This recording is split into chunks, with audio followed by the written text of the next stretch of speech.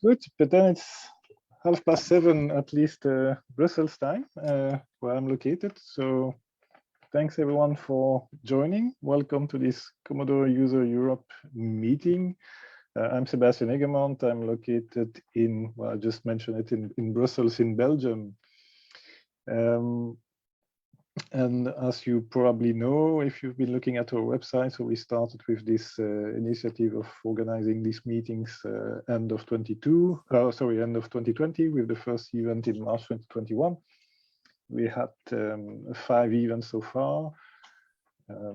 All the talks have been recorded, and these are available on our YouTube channel. And the event themselves are always recorded because they are streamed live on Facebook.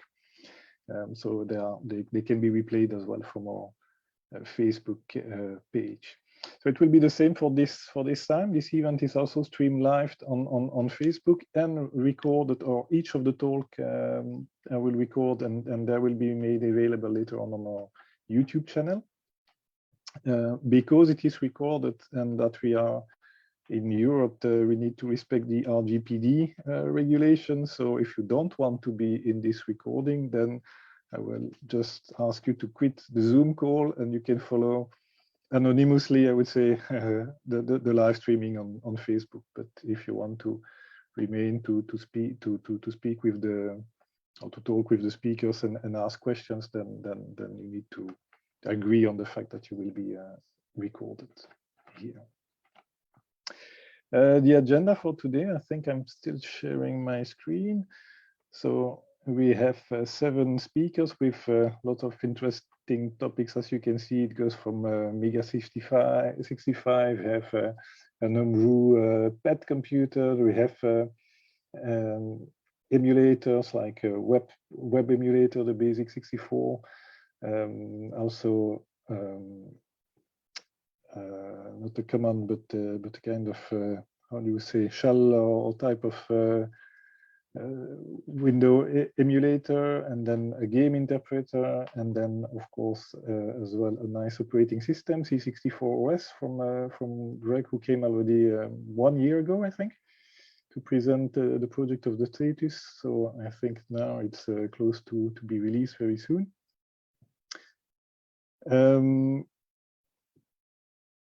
So you see seven speakers. Of course, we want to thank them already in advance for contributing to this event. It's of course without speakers there is no event.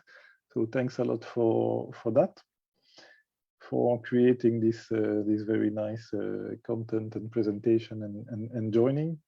And this is also a message for the other people attending, that if you have nice project, don't hesitate to bring them. You can also present them to this event. So I think I'm just 2 minutes in advance, but anyway, I think we can start with Christian, if you are ready. Yes, I'm ready. Yes. So I will stop sharing here, and then just a second, because I will launch as well the recording. Just a second, we should hear something from the system. This meeting is being recorded. Yes, the floor is yours, right, Christian. Okay, can I begin? Yes. Okay. So yeah, welcome everybody. I'm Christian from Dr. Wuvo Industries, and I'm from Germany. And I've done a lot of projects about the C64 in the last years. So maybe some of you know my 4-player games that I'm doing. So these are made in my little space here. And I've also done another project, which is a type-in magazine with basic listings that you can type in from the paper into your C64. And now I've got a new toy, and I want to show that. I'm connected with 2 accounts, but Sebastian will take care of that. So I will show it on my second camera now. And this is my new toy. So it's a Mega 65. You need to share your screen, sorry, Christian, like you did before. You know, you share from your No, I'm connected with a second account, so you can find it on a different speaker. So I'm connected with my phone on a second account. Yes, but did you share your screen like you did before? Yes, it should be visible. Okay. It's here where the hand is. Can everybody see the hand? Okay. I don't actually. So I just see Okay. I just see your full screen. Ah, yeah. Okay. No, then okay. I see what you mean. Okay. We need to find you in the speakers video, and then we can double click on this. But I think what you did before from the Zoom app, you shared your screen, right? Yes. Maybe it went off. I will try it again. Yes. Is it better now? Now it is. Yes. Okay, so it got off because of the warning with the recorded audio. Okay, so this is my new computer. It's a Mega 65. For everyone who doesn't know what that is, there would have been a Commodore C65 in the late 80s, early 90s, and Commodore never brought it to market. And there are some cool guys who thought about recreating this machine. So this is now a brand new machine that looks like the old machine. It really has a working disk drive, so that's really cool. And everything is FPGA based. So basically this computer can be everything, but for the most part, it is of course a recreation of the C65 with some enhanced features. It's also compatible to an extent with the C64, so you can also run old programs on it, but not everything. But yeah, so my problem was when I was following this project for over 7 years now, and now it finally came to life. And I was wondering what would I do when it arrives, because I thought, okay, it's good that it takes so long, because if I get it, I have to do something with it. So but I had an idea what to do, and I thought it would be great to use it mainly in the beginning as a machine to do some basic programming. So every one of you, or probably most of you, remember that how it was like coding BASIC on the C64. You didn't have lots of commands for graphics or sound or something like that, and everything was really slow. So on this machine, things are vastly improved. You have a lot of more speed. You have 40 megahertz, and you have a much better BASIC. And I will show you what I've done. What was my first? Let's just mount the disk drive. So I will show you what was my first program that I did on this. So I will load it now from a real disk. Okay, file not found. Don't know why this happened. I forgot an L. Okay, so I will show you my first program, which is just a balloon. I hope it will be. It got a bit. No, the picture's better. So this is a balloon that you can steer with the joystick, and it's written in a few lines of BASIC. So this was very easy to do, and I was really getting excited on what I can do with that computer. So if you want to see the BASIC listing, the sprites continue moving because everything is handled in an interrupt. So this is something that the BASIC has included. It's basically like on the C128. So some functions are running in the background, so you don't have to use assembly or something like that to move a few sprites. So this is already the whole code for that. And I also coded some routines that allow me to design the sprites right in the source code. And I did that on the first weekend after having this machine. So that was really exciting. And then I thought, okay, I will want to make a clone of a game from a Lazy Jones mini game. So I coded this game, which some of you might know. So this is one of the mini games from Lazy Jones. It's also entirely written in BASIC. So you can, it's basically like Tron or Snake, and you can walk around with this wall and build this wall inside this garden. And it was also coded on one afternoon in 3 hours or so, and it's entirely in BASIC. It was done on the machine, not in an emulator and so on. And it's really like in the old days, but better than back in the old days. So because you have many advanced commands, you can redefine characters. So you see those graphic characters that you don't have on the C64, like the plant or the wall. You can define that with one single line of code, and that's really cool. So you're really you have much more possibilities, and you don't have to think like an assembly programmer. You can finally think like a basic programmer, and that's really cool. And yeah, you can find all those listings on the Mega65 file host. I uploaded them there. And yeah, I also made 2 videos about those. So if you want to go into detail, you can watch my videos on YouTube, where I go a little bit into more detail on those things. And now I'm working on another project, which is a little bit more advanced. And now I finally get to know the limits of BASIC, because my third game is really now a little bit, yeah, it's doing a lot of more things. And now I also saw that BASIC is not as fast, even on the Mega65, as I was hoping for.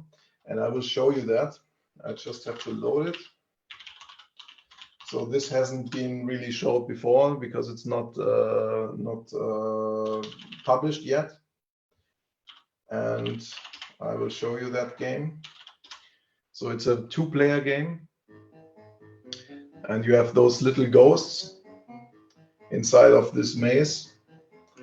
And you can control, each player can control the ghost with a joystick. I'm not sure if it looks smooth on your camera picture now, but it's running really smooth with full 50 Hertz frame rate and so on.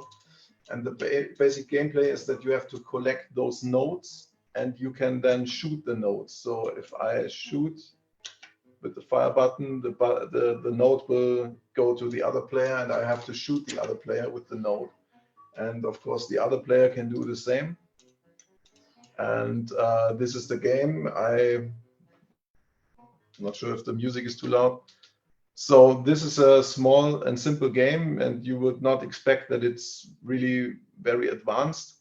But I had to see that even for BASIC on the Mega65, it's already a little bit too, yeah, you can feel the limits of BASIC. So I implemented something that also the assembly programmers know, which is counting the raster time inside of the bars. So now in this mode, you can see how much time everything takes. So the black area is the time we still have. And when I'm moving now with both players, you can see that everything is coming down because the computer has to do more things. So the bar will be a lot narrower. And you can see that a lot of things are happening in this game. And this is already the result after optimizing. So while I was coding it, there were a few moments where I thought, okay, this game will be not possible on Mega65 in BASIC. But now I'm glad that finally I can confirm that it will be possible. But there's still a little bit of little work to do yet in order to publish the game. But it will be for free, of course, and it will be in BASIC, and everyone can read the code. And yeah, so that will be hopefully released within the next days or weeks. I don't know, because I have to go on a business trip soon. But I have to, yeah, I will look that I will release it soon. So yeah, so that's my current project. I don't know how much time we still have left. You're okay. You have like 6 minutes left. That should include questions as well. But okay, so then, does anybody have a question about the Mega65? I do. Did you make not necessarily about the C65, but did you make Shotgun and Space Lords? I think. I did not make Space Lords, but I did make Shotgun. Oh, awesome! I played that game on the C64 Maxi. It was an absolute beast, man. Thank you. That's nice to hear. Thanks. Good. I had a question because So you have to try the other games. Yeah. Yeah. Yeah, definitely do. Okay. You mentioned then it's in basic, but is it basic version 2 or is it the one for the 28 or is it the one that is, because I think with the Mega 65 it comes also with version 10, right? Of the Yeah, so the C64 had basic 2 and the C128 had basic 7 and the C65 would have had basic 10. And now the Mega 65 team made an improvement of that and they called it basic 65. And So is that the one that you used for these games? Yes, so that's Okay. the basic that is also included, and I think everyone probably will use that. There are a few people who want to use just what the C65 would have had to offer, but I think the most people will use basic 65. And one thing that is very important to know about the Mega 65.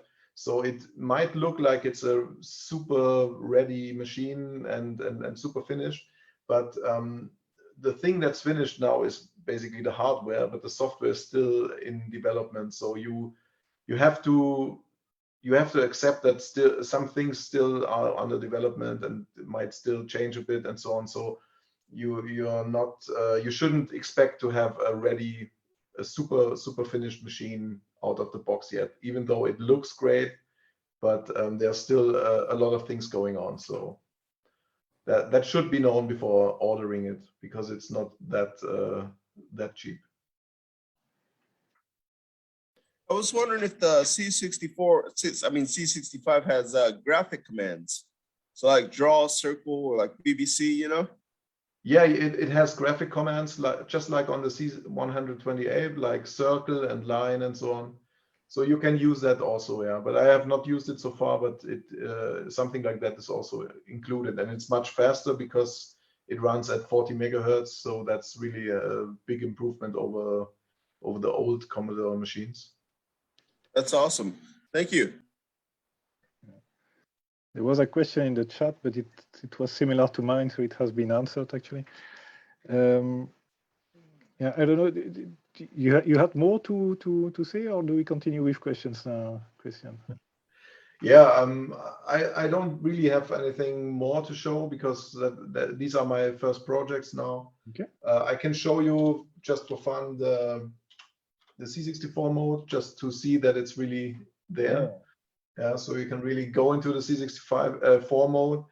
But I have to say it's not that compatible. It's more compatible than the C65 would have been, but it's still not 100% compatible. So I tried about 20 games. So of my favorite games like River Raid and Park Patrol and Wizard of War and so on. And out of those games, I could say 1/3 was working flawlessly, another third was working so-so, and the third third wasn't even really starting or was unplayable. So you have to keep in mind this is not a replacement for a C64, but it has compatibility. So do we know the reason? If you just want to have a modern C64. Yeah. Do we know the reason why is it not exactly so because you say some are working fine and others not? What is Yeah, there are some one of the things is the illegal opcodes. So the original CPU of the C64 had some illegal opcodes, some undocumented features, so to speak, and the new CPU has a few improvements, so it had to get rid of some of those illegal opcodes. The original C65 would have got rid of all the illegal opcodes, but this one only where it has to add new features. So that's one reason. Another reason are timing issues and so on, or things with fast loaders and so on. So yeah, I think the team is still working on improving the situation, but it will never be perfect for C64. But there's also one thing, and I almost forgot this. It's an FPGA machine, so you can put other cores on it, and there is a C64 core, so which has nothing to do with the Mega 65 project. But if you boot into this, Now this is a different C64 mode, and this is almost perfect from the compatibility standpoint. So if you're really interested to use it as a C64, you can use this alternative core. But in that moment, it's only a C64, so it has nothing to do with the Mega 65 anymore.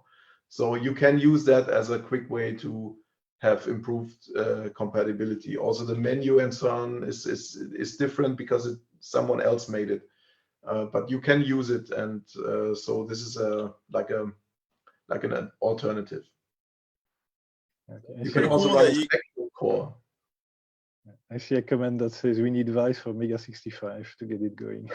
That's not working because Vice is a software emulator, and this is an FPGA machine, and these things are working very differently. Okay, Matthew, you wanted to ask something also? Yes, I was wondering, do any C64 or any cartridges for the C64 reverse compatible with the C65? Yes, they are. That's the cool thing, because the original C65 would have had a slightly different cartridge port, but luckily never any cartridges, of course, came out. So the Mega 65 team said, okay, let's just put in the standard C64 cartridge mode. And so maybe not every cartridge works yet, but I have tested a few simple game cartridges and they worked flawlessly. Oh, cool. Okay, another question I have is, can you, what kind of file format is the C65? What do you mean? File format? So is it D64 as well, or D81s, or? Yeah, that's another thing that is a little bit inconvenient. So at the moment, it only supports D81 files, which is something that not everyone uses, of course. And it is sometimes a little bit of a hassle to convert things, but also we're hoping that things improve on that end. But yeah, so it's because of the internal 3.5 disk drive, they chose to implement the D81 format first. And actually, this is also one thing that I would like to mention. So the real disks are really cool to use, especially if you're basic programming. So it's just fun you can use any D81 and whatever, but when you're coding your own basic programs, it's so cool to save them on a real disk. So I'm always doing that. But yeah. So and then Pretty you awesome, don't have to use any disk images or something like that. Yeah. Is that disk double density? It's high density actually, because they sourced some PC drives that they have found in some storage or something like that. So it's an HD compatible drive, but I think you can also use DD disks. And yeah, it's really cool to have this inside. They also said, because there are some fans of there was a different model from the C65 planned, which is called the classroom model, and it would have had no disk drive, so it would have looked little bit like an Amiga 600. And some fans hope that once all the original Megas are sold, so maybe they will create a classroom edition without a drive, because also the drives are running out at some point. But this is future music, so we don't know yet if that will happen. Yeah, that's awesome, man. Thank you. Okay, so any more questions about the Mega 65? Yeah, I see a last question maybe in the chat. Well, it's similar. Did you try it with cartridges like Ultimate 2? No, not yet. And I think the more complicated the cartridges are, the more likely it is that it won't work. And I also heard from some guy from the German Forum 64. He tried it with an Easy Flash or Kung Fu Flash or something like that. And his Mega 65 isn't working at the moment. So yeah, so maybe if you want to experiment with that, maybe ask in advance if it's a good idea or not. Yeah. But I think a simple game cartridges which have just a ROM with a game, they should all work fine. So in my case, that was working. Okay. Good, but thanks a lot, Christian. I think maybe what you could do is to paste the link. You presented this 4-player game, and you mentioned that, or you showed this other game that you were developing. You said you would release that in the coming days. If there are links to something, maybe you can either post them in the chat or on the comments on the Facebook post, if that's possible, or here in the chat. That would be nice then for the. Okay, I will post them. Yeah. And as I said before, I have to leave now for a short time, but I will still post them before I go. So Perfect. Thanks a lot. I will stop the recording now. You sure you want to? Yes. The recording has stopped. And in the meantime, then I think we should have Marcin. I don't know if I pronounce correctly. Marcin. Yes, I'm here. Hello, guys. My name is Marcin. Then the retro debugger.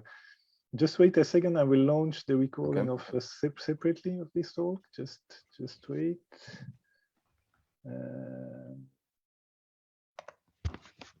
I did something, and I've lost.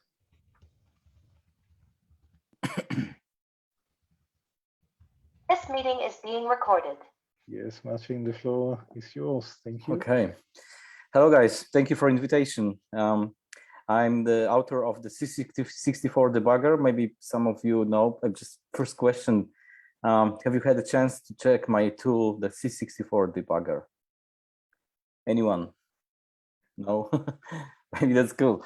Okay, so I'm using this C64 Debugger for development of demo effects mainly. And recently I released also the Retro Debugger, which is an upgraded version of the C64 Debugger. I'm gonna share the screen in a second and show you some features of this. But anyway, kind of from the history point of view, I started as a kind of demo scene member when I was like maybe 12 years old. That was in 90s, and I had a very long break, like 20 years or something like that. Some years ago, I turned back, let's say, and I'm back in the scene. I joined Summer, the demo scene group, Commodore 64, and released some demos. And actually, I was lacking a lot some of tools. I mean, I normally used Vice, of course, everybody's using that, but on my Mac, actually. Maybe you remember there was this tool called the ICU, which was kind of, let's say, that was for Windows and it wasn't working for Mac. So I kind of decided to create some effects for demo. However, not having tools, I started coding this in C. You know, kind of forgot completely at that time how to program in assembly. So just to, create some effect in C, then I created kind of a small emulator, Commodore 64 emulator for this. So kind of I was splitting my data on the screen and emulating VIC a little bit. And then at some moment I realized that this is a completely not good, way of doing this, because we have emulators, very good, perfect, So at that time I used Frodo. Frodo is, you probably know the emulator, which is not very good, especially the Frodo doesn't have, they don't have implemented the disk drive, CPU and etc. So most of demos were not working. And this is actually an interesting story, because when I added the Frodo emulator to my own OpenGL engine, it simply wasn't working. So I kind of displayed the screen and animation was just black. Okay, so I was like staring on the screen and trying to figure out why it's black. So I thought maybe the ROMs were not added. Okay, so the files probably of ROM. So there was empty memory, CPU hit the BRK, CPU jam, and probably everything was jammed. So I didn't have at that time any code to display data on screen like that. So, but I had a disassembler, I actually at the time also was using a little bit for Matt Gray's musics, the Last Ninja stuff, and so I kind of reverse engineered the Last Ninja music player, and I had handy, let's say, the disassembler, and it was like really simple. I was like, okay, I don't have a memory viewer, but I have this assembler. Immediately put this to display on the screen, and it showed the first, mnemonics of code of the ROM. So I said, okay, the kernel is there, but it's not working. Why? And I was like looking on the code of the Frodo emulator, and it hit me that the emulation speed was set to 0. So originally Frodo set this in its UI, like setting the emulation speed to 100, and I did that. I set 100, and it started running, and I saw the code running like in real time, displaying for me, so the disassembly code, and I was like a little bit shocked. This view was really, something that I decided, okay, I need to do something with this. So as far as I know, there wasn't at that time any real-time debugger of the Commodore 64, like real-time viewing. So then I added, of course, memory viewer, some other things. And then we had internal summer meeting when I met the guys for the first time in my life, and they saw my tool. Like, this was internal, of course, nobody's seen that before. I showed them, and they said, no, you have to do this. I mean, it's like, you need to finish this tool, and especially scrap the Frodo emulator, and you need to port this to Vice, okay? So I spent literally 1 month struggling with the Vice source code in C, and ported that to my tool, and it started working. It was Vice 2.4, and when I did that, I presented this in one event here in Poland. It's called Stary Priernik, which is like demo party, and I won there the wild, so I had a lecture there, and I won some money. So I was like, okay, it's really interesting that people are liking my tool. But everybody there said, no, you need to use Vice 3.1 at least, or 3.0, and not 2.4. So I had additional months I spent additional month porting this to the newest Vice. And now it's on Vice 3.1. I know it's like also a little bit outdated. I've seen the diff patch of the differences in the source code of Vice, and it's not actually that hard to upgrade this to the recent Vice, but it works for me. Vice 3.1 is quite good. Anyway, let me share the screen and show you some features of this. I'm not gonna share the sound, sorry guys, because I had this kind of similar lecture 1 week ago, and it didn't work well with Zoom, sorry. You can, of course, download this yourself. I will show it, send you later the links. So this is my screen, and I'm starting the retro debugger. So this is kind of a startup screen you can see when you install this for the first time, and there are some views here, as you can see, and I'm gonna start like the presentation of this with, of course, going through the menu. So in principle, of course, you have a kind of simple menus like open file, open most recent. So when you are coding something, you can like just start the debugger and command or control L and just load the most recent thing. And here are the recent files I opened. You can just select this. You can insert the next Commodore 64 disk. So it just selects the next in alphabetical order, hard reset, and also the detach everything is a kind useful thing, because with this, when you select this, I'm detaching everything, cartridges, disk drives, and etc. So that's removing disks from disk drive. So you have normal, clean Commodore 64. Then what I'm gonna, just let me skip this for a second, and just, this is quite important stuff. Also, the workspace is something where you can select or set up your layout. So move, windows around, and just set this as a new workspace, and this will pop, move the windows and set up the layout as it was. So I have this like different layout, for example. where I see the disassembly code on the left and the assembler source on the right. As you can see, this is running in kind of real time. Let me create a new workspace.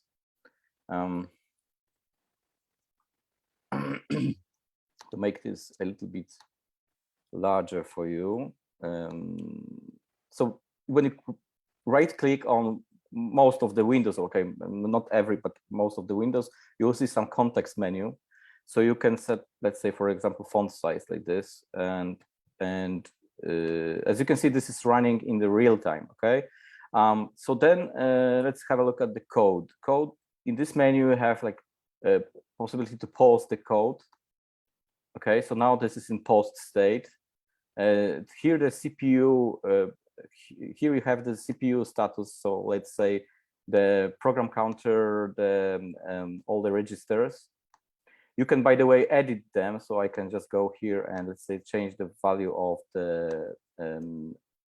Okay, I changed actually, I think, something. Okay, sorry guys. Let me start running once again. And oh, sorry, something happened. Oh, I'm sorry. By the way, I'm using kind of unstable version, which I'm heavily, let's say, implementing. This is version 0.64, so it's not very stable yet. I mean, it's in some moments, as you can see, you can hit some problems. In principle, it works. It was quite well and quite stable. However, you know, the version which I'm showing now is like yesterday I did some tweaks. Anyway, let's come back to this. So when I post the code and I can step over, like using F10, I'm stepping over the instructions, and I can also have a backstep. The backstep is something very cool.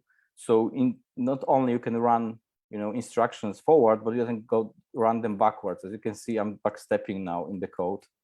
So maybe let me run some, open some,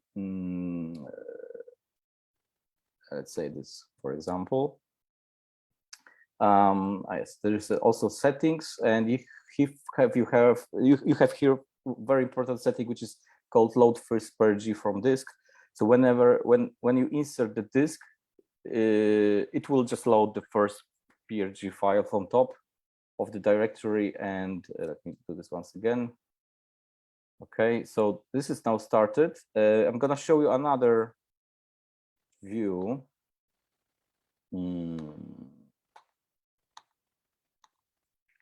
I'm gonna show you another view, which is called the memory map. Oh, it's here, sorry, actually. The memory map is something which I was kind of copied a little bit the functionality from the ICU. As you can see, disk here is loading now the program from disk. When you zoom in, so the value, what you see here actually is the representation of the real-time representation of the Commodore 64 memory displayed in a kind of color mode. So here are the values. You can zoom in, pressing the space and moving around. You can just, you know, change this, the position which is showed. Also, there are some things like, for example, you can double click and the memory here is moved. Okay, let me also, all right, read like this. Okay, so when you click on the values, as you can see, this is changing the address of the memory here. And when you click double click, and maybe let me pause the code. When you double click, also this moves the disassembly on the left. So maybe here this is load. Okay, let me connect my gamepad. It's working. Sorry, Bluetooth is turned off. Okay, and joystick, the PS4 controller.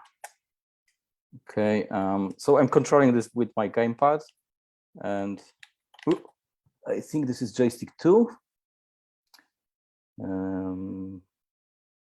Wait. Yes.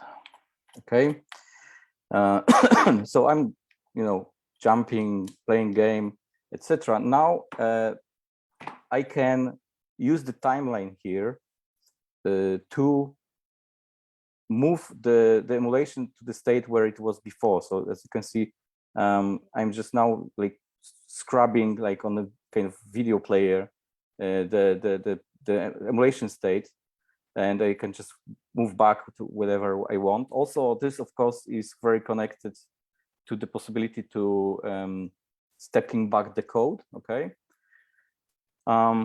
So this is a code timeline, and it's a quite cool feature when you are debugging your programs and don't know actually what happened. So you can just move back some. Let's say I pause this, and you have possibility to rewind back one frame, forward one frame. So I'm just now moving this backwards, let's say. And so also what is quite cool about this is a possibility to, when you are using the Kick assembler. So I spent some time with Mats Nielsen, the author of Kick assembler, to actually let me, sorry, there's this I'm not sure how to remove this toolbar from Zoom actually.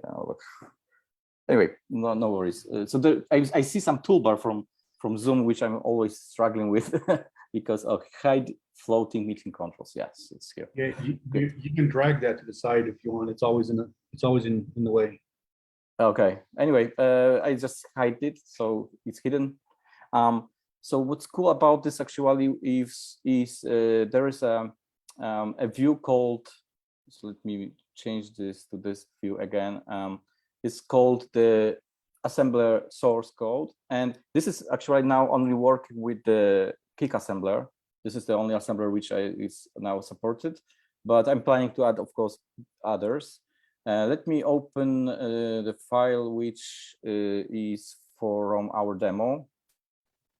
So you can see that the effect runs on the right once again, and what you can see here is of course the code, the disassembly code on the left with labels. So I can just remove them. As you can see, there's just addresses, but so of course I'm parsing the labels, but also on the right you can see this kind of matching source code, which is from the original source code. I'm implementing this actually in the Visual Studio code, and there is also a nice plugin for this debugger for the Visual Studio code, where you can simply run your programs from the Visual Studio code and like compile whole pipeline and start it, and then you have this possibility to match the source code on the right with the compiled code on the left, and of course you can also back step, right? So also there's some interesting mode which this is in the documentation, you can find it, and I believe the Visual Studio Code plugin is utilizing this. Is the possibility to start to control the debugger as a running process from other processes, so you don't have to restart the debugger to load new file version, let's say, of your compiled code, but you can even do this directly from the Visual Studio Code, which will trigger the reset of the Commodore 64 and also trigger loading the newest version of the file. Okay, so this is also like you can have this on the different monitor. If you have like 2 or 3 monitors set up, on the left or front you have some code which are typing, on the right you can have the debugger. Just press compile run and it will start on the already running the debugger. Yeah. Let me back to this. So actually, there are some views which are quite many here. Maybe not gonna show you them all, but the most important ones. Of course, there's a possibility to have a data watch. The label, so the labels of data watch is some kind of possibility to just display values which are stored in the memory. You can select also the format. Let's say that it be the binary, for example, and so this watches and the labels and can be stored actually between sessions, and there is a possibility to this keep symbols menu item where you just select that. As you can see, actually, as you saw, the watches were already loaded. You can of course export and import them, but let's say you are debugging or running some game, just hanging around, checking, maybe doing a trainer for a game, and okay, you did something, that is some labels there, some watches, maybe breakpoints, and you just need to shut down and go for dinner, get back, start game again, and you will have the watches and everything there as setup. So of course, if you just right click here, you can, as you can see, there's some already some labels. You can edit these labels in kind of real time. Let me maybe change once again the view for a second. This one, okay. So you can edit the labels. You can see that they are changing, and yeah, this kind of I'm using this a lot for coding. This helps me a lot. Also, I'm like having this small side project where I'm trying to make some games like this Montezuma or Riverite, like the classical games, able to start the level without any menus. Just I'm thinking about doing such cartridge for my Commodore. So when I have some games session, I don't have to struggle with waiting for loading and etc. So it should just like that. I select game from the menu, and it should be already the first level of this game, yeah, without menus. So for example, it's very, very useful. This tool is very useful for that. Yeah, okay. So some other views. Maybe let me load. Marcin, maybe keeping the time in mind. I see we. Yeah, I know. Like we are more or less the link. I see that there are already some questions, because I think the views. Okay, I think we understand what the tool does. It's of course it is really nice. I see you first of the first question. Does it runs on Mac and Windows? I think on your website, if I'm correct, it's indeed Mac, Windows. You have also a Linux version, or yes, exactly. So the application runs on Linux 32 bits, Linux 64 bits, Windows. Yeah, I tried this in the latest Windows and Mac OS, of course. I'm developing this on the Mac OS. Yeah, I see another question. Any plans to support VIC-20? A lot of people are asking me this question, and yeah, of course. But I have my kind of roadmap already to let's say port every view from older version, which was C64 Debugger, to the newest. And there is actually this particular view which is not ready, not here yet, which is very important. It's called Vic Editor, which is a full-blown, let's say, editor for painting, on Commodore 64 images. What's funny about this Vic Editor is actually that you can paint on real, let's say, running Commodore 64. So for example, you can create a sprites multiplexer and paint over the sprites, or paint over these images like this one we see here on during demo presentation, and it has a possibility to load koala pictures, save koala pictures, etc., etc. So this is not ported yet. This is a priority for me. And then of course, yes, and then maybe I will look at the VIC-20. This is actually quite easy to do this. I already added other emulators. So for example, not only Commodore 64, but also we have the Atari and also the NES. Okay, so VIC-20 would be just another, let's say, another emulator for that. So yes, doable. It's doable, just in some future. Okay, later. Good. Okay. I don't see more questions. Is there something still? I mean, apart from switching from views to views, is there something that we cannot miss that you need to show now? Or let's say my advice about this is to just, you can download this. The version I'm showing is unstable, which I'm posting on Facebook. And maybe you can, okay, maybe let's maybe show quickly the page, right? So there is this group on the Facebook called Retro Debugger. So you can see my Facebook, nice Facebook here, and I advise you just join this Facebook group.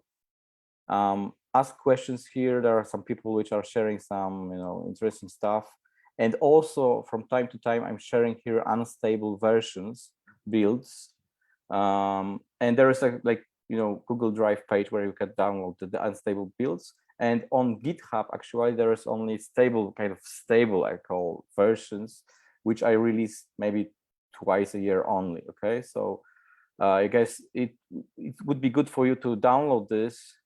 There is a manual called, it's a readme.txt. There is also some PDF for that.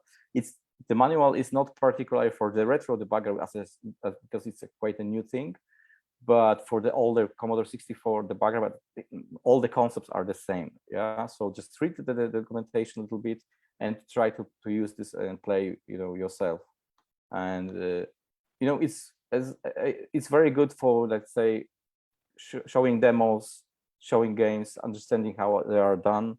There is this nice view which is called the VIC display, which I think is really also important for you.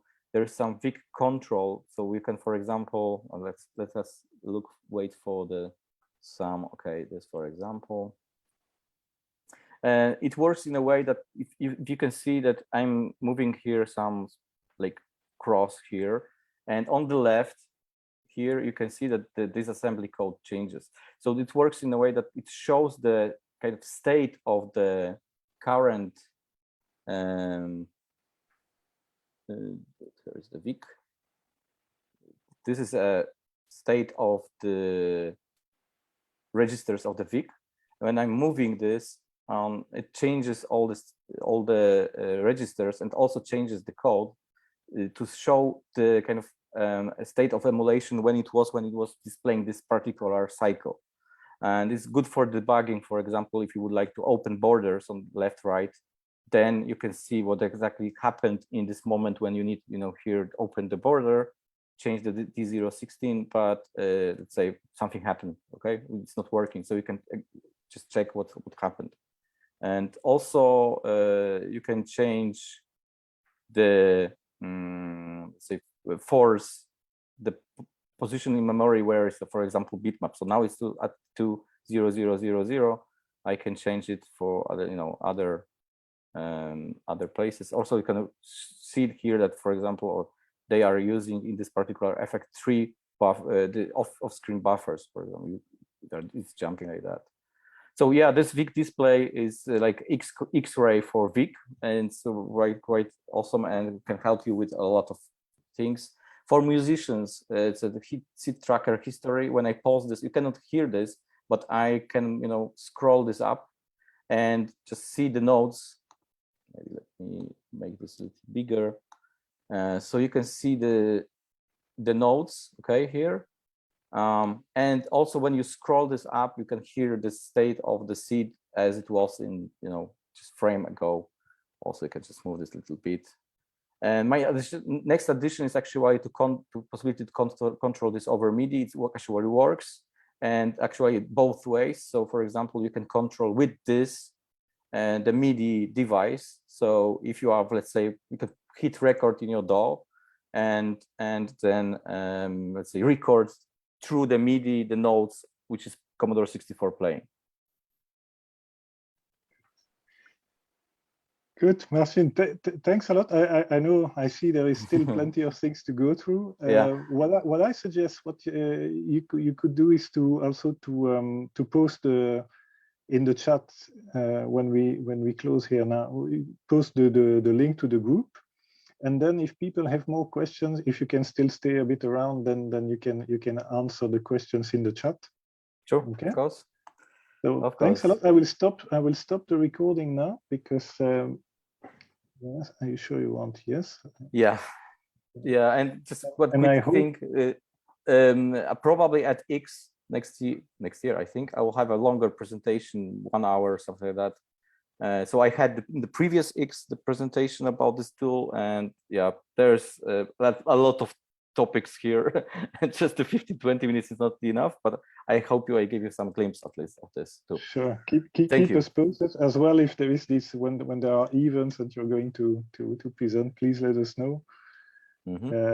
I see some comments now. Best tool ever made for C64. That's nice to read. We will read that in the chat. In the meantime, I hope Daniel is with us.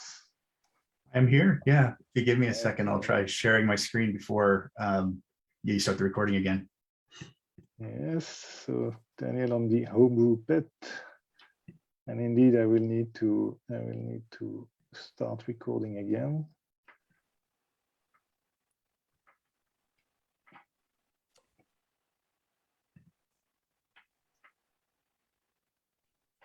Oh, No, it if it's your says, screen, I see something about network. yeah, I'm actually going to have to, I think, leave and rejoin in order for Zoom to accept the permissions I just gave it to share my screen, because I've never done that before. So Okay. I'll be back in just a second. Sorry. Yeah. In the meantime, if there are more questions, I see question for Marcin again. Can you have variables wipe memory windows like memory debugger? Yeah, I just answered. The variable width of the memory is possible. You can select the number of bytes per memory row in the context menu. Just select there and set 10, 12. And the memory map, the one which colors and which was the map, let's say, it's hard coded now to 256, like one page. And but I'm planning to change that. Yeah. Thanks. Good. Thank you. I have a question. Yeah. What is the debugger for? I never used a debugger, so I don't know exactly what it's for. That's actually a very good question. Maybe I should start with this. So this is the tool for coders to be able to run the code and check and see the flow of the code, and debug. That is the name from a bug. Actually, bug is a problem, the error you have in the code, and debugger, the debug process is trying to figure out and fix the problem. Okay, so the debugger is a kind of a helper tool for the coder to find the problem and see the flow of the code. Not only code, you can see the memory, you can see the actual sprites, the graphics, etc., etc. So what I'm using it for is to reverse engineer a program. Yes, exactly. That's for reverse engineering the program. Also, yeah, existing programs, but also your own programs. Yeah, so to help you understand what's going on. But yeah, I'm mainly using this also for reverse engineering demo effects. See how people created some awesome stuff which I don't understand sometimes. And now after this session, let's say, see what is there, I can understand that. Is it Daniel's screen that I can see? I think I'm sharing my screen. Yes. Can you see? Okay. Can you see me at the same time, or just my screen? For the moment, I see your screen, but on the side, when I see the speakers, then or the attendees, then I can see you as well. Oh yeah, I just didn't know if I was gesturing, if people in the group would be able to see my hands and such. Yes. No, I can see you there. So I will start the recording. All right. Perfect. Floor is yours, Daniel. Thank you. Okay. So hello, everyone. My name is Daniel Lehenbauer, and this is my first time attending this user group. And so, thank you for inviting me. The thing I'm going to talk with you about today is my very amateur pet clone, and kind of specifically the story of how I kind of went from, not being a hardware designer. I'm a software engineer, but, limited understanding of electronics and hardware, to building this thing you see behind me, which is, it's pretty much a 4032 compatible pet. And here you see it's evolved from a breadboard to a manufactured PCB. And I'll tell you a little bit about how that happened. And so, not to go too far back in time, but the story starts with, my very first computer, which was a VIC-20. And I bought it at a garage sale for $9, and we took it home, and it did not work.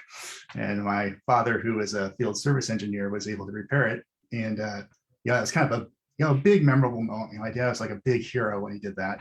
And I have lots of those, where I'd done dumb things to my computer, or something had broken in their toys, and my father had fixed it. And one time I had my best friend over in high school. He brought his Amiga 500 monitor, and as he's carrying it back out to his car, he slipped on some ice and dropped it, and the weight of the flyback transformer sheared the PCB in half.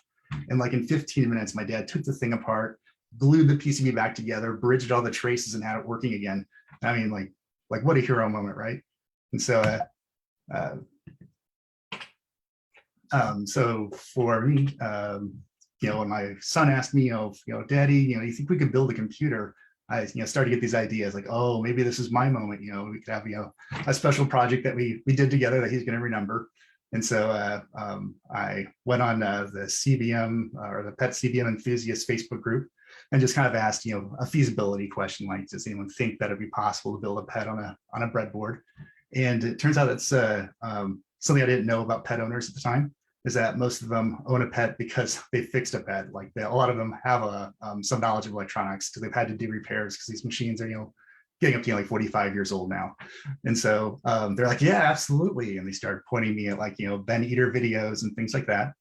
And so that kind of started my journey. The pet, it turns out, is a pretty good machine to do this with if you want to sort of, be a hobbyist and, build a very simple computer. It doesn't have a lot of requirements to boot into BASIC. There's no custom chips, just like no VIC chip or SID or anything like that. Actually, the chips that you need are still in production.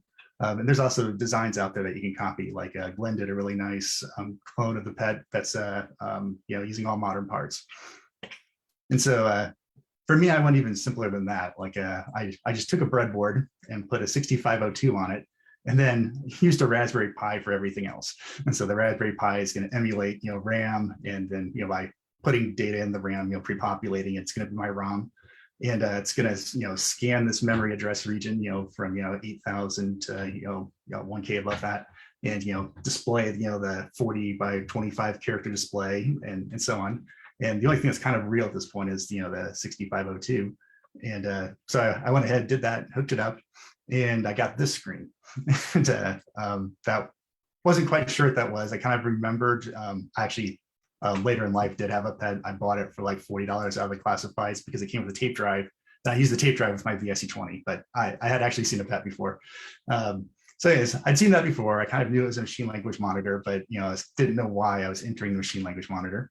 And so I went back to the this pet CBM enthusiast group and told them about this. Like, oh yeah, there's this diagnostic pin that if you hold it low on boot, it'll cause you to enter the machine language monitor. And in order to send the right signal, you're going to have to emulate a little bit of the PIA chip. PIA is one of the I/O chips of the pet. And so I just did that, in C code on the Raspberry Pi. I said, hey, if it's asking for this, I will return this value, and it'll believe that the diagnostic pin is being held, low, and so, or sorry, not being held low, it's high. And so the boot will continue. And I got BASIC, which is pretty cool, except that there was no cursor. So I went back to the user group, or sorry, the Facebook group, and asked them, okay, I'm not getting a cursor blinking. Do I need an interrupt, or what's going on? And Janny Van Zyl on the group said, yeah, actually, there's the vertical sync sort of, routinely causes an interrupt, which causes the pet to like scan the keyboard and do lots of other maintenance things. And he suggests you should just fake it up. Like, you don't need actually the I/O chips, just, send a 60 hertz interrupt to the IRQ pin of the CPU. And so I did that, and look at that. We had a blinking cursor. That was pretty exciting, right? But I can't type anything. So then I learned about how the PET keyboard works, which is it's this matrix of switches, and you poke one value into the PIA to tell it which row of that keyboard you want to read, and then if they're holding down any of the buttons, you can read back the columns on another port of the PIA chip. And so again, I just faked this up on my Raspberry Pi, writing a little bit of code, and after I did that, I also had to translate from the Raspberry Pi. I've got a USB keyboard connected to it. I have to, do the pet matrix. And so at this point, I've employed a little bit of child labor to translate that matrix of switches into the right character codes and vice versa. And so that's my son working on that part of the project. And like all good Commodore users, we're using it on the floor of our bedroom, because we don't have a proper desk or anything for this project. And look at that. We actually can type in BASIC now and run real programs. And at that point, I was kind of thinking like, mission accomplished, we're done, right? So I was pretty happy with it. But during the process, my son had seen pictures of the actual PET 2001, and he really loved the chiclet keyboard. And this is where I realized we had a little bit of a difference in vision, because I thought it was a huge feature of my PET clone that, had a standard keyboard with, all 4 cursor keys and so on. And he wanted, the real chiclet keyboard. And so our compromise was that I took a mechanical keyboard and had some custom keycaps made to make it look like a chiclet keyboard. And that's a separate project, and the URLs for that if anyone wants to do this.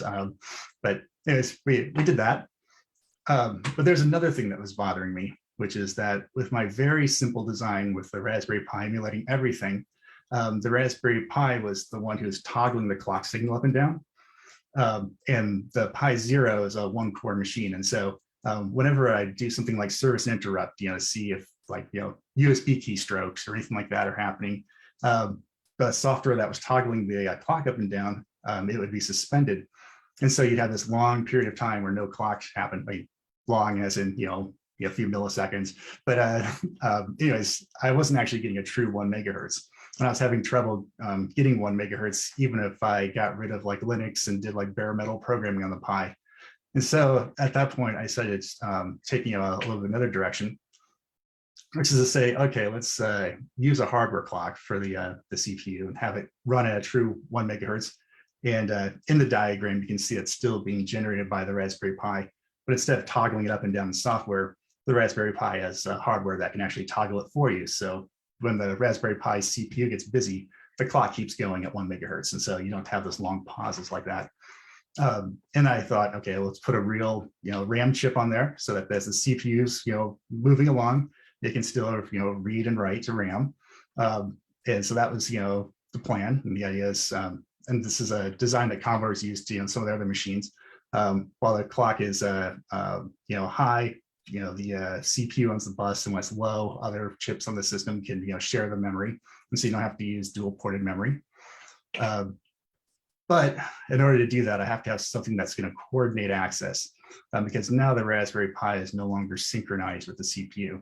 And so I have to introduce a CPLD and in this protocol where the Raspberry Pi says, hey, I want to write something or read something. And the CPLD waits until the clock is in the right state, says, okay, it's your turn. And the CPLD does the access to memory and latches it. And then the Raspberry Pi sends a signal back to the Raspberry Pi saying, okay, I've got it. And then the Raspberry Pi can read it or write it. And so now we have a CPLD involved in this whole project.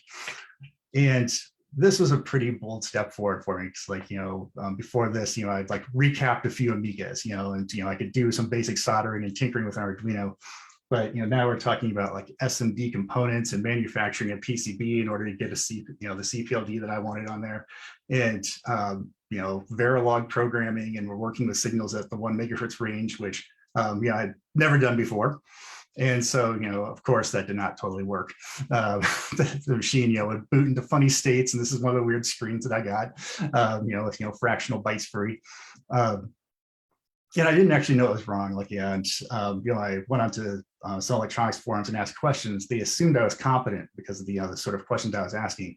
And so they were like, yo, check your signal integrity. Maybe the signals are ringing, or you have skew, or you've got ground loops. And I was going and researching all these things. But my problem was actually much more basic. And it's hard to see from this timing diagram. But basically what it's saying is that when I turn off the bus for the CPU to let the Raspberry Pi access it, and then I flip it back on like this, there's a delay between when I re-enable the bus and when the data is actually settled and is available. And I wasn't doing that. I was basically turning the bus off and on along with the clock. And so I was, hitting the data as, it was coming back up to the right levels, but it wasn't quite reliable. And so once I figured that out, we actually had a working machine. But then my son had the same problem that I had when I first had my VIC-20, which is that I had no tape drive or disk drive or anything. And so we didn't have access to this library of games that, I was hoping that, we could learn from and inspire us to do fun things on the pet. And so we needed a way to load things. And so here, I thought this was just kind of cool. What I ended up doing was, writing some more code for the Raspberry Pi and saying I'll load program files, off this SD card and basically DMA them into memory, suspending the CPU while I do it. And then I'll fix up a few basic pointers and, resume the CPU, and all of a sudden the program will be like instantly loaded. But with my first attempt, I didn't realize you had to fix up those basic variables. And so I get weird things like the program would load, but as I'd run it, it would corrupt itself. So I went back to my favorite Facebook group and asked some questions, and learned how to do that. And then we had this. My son could hit a button and programs would instantly load. I mean, like really instant. It's kind of amazingly fast how fast a Raspberry Pi can put data into, this SRAM that's sitting on the breadboard. But then some of the, once we could actually load software, the fact that I was cheating without real IO chips and faking things up started to become more apparent. There's no sound. We didn't have upper and lower case. A lot of games would hang because they try to use the timers that are on the VIA chip. So by the way, the PET has basically two types of IO chips. They have the VIA and the PIA. And they have two PIAs and one VIA. And it turns out of those, the VIA seems to be the one that seems most important for games, because that's kind of where it became really noticeable that we're missing functionality. So at that point, I said, okay, we'll add a VIA to the design, and it's not too bad. The CPLD now has to have a couple more logic signals to activate the PIA when it's its turn to use the bus, but it just like these parts are made to work together, and so you just sort of add it and wire it up the right way, and it pretty much works except for these signals to select the right chip at the right time. Except for the fact that something I've been ignoring up to this fact is that up until this point is that the Raspberry Pi is using 3 volts, and the modern CMOS versions of these parts can also run at 3 volts. But if I wanted to do real I/O, I have to be running that at 5 volts, so that you can use like a user port and so on, which those are all at 5 volt. And so I have to add level shifters to the design. And so that's sort of the next iteration. But once I start adding level shifters and all of that, it's kind of like, well, if I'm going to add one IO chip, I might as well add them all. At which point I might as well just build, a real PET, sort of main board replacement. So I thought if I'm going to build a PET main board, I should go ahead and make it the right form factor and try to get everything right. And so I went back to the Facebook group, and they're super nice. Like Gavin Andrews, took out his main board and actually measured it to give me the dimensions so I could build a PCB that would actually fit into a real PET, if this board should ever be put into one. Chuck Hutchins explained to me how the power circuitry works, because there's this confusing part in the schematic where things leave the schematic and there's a capacitor and then power re-enters.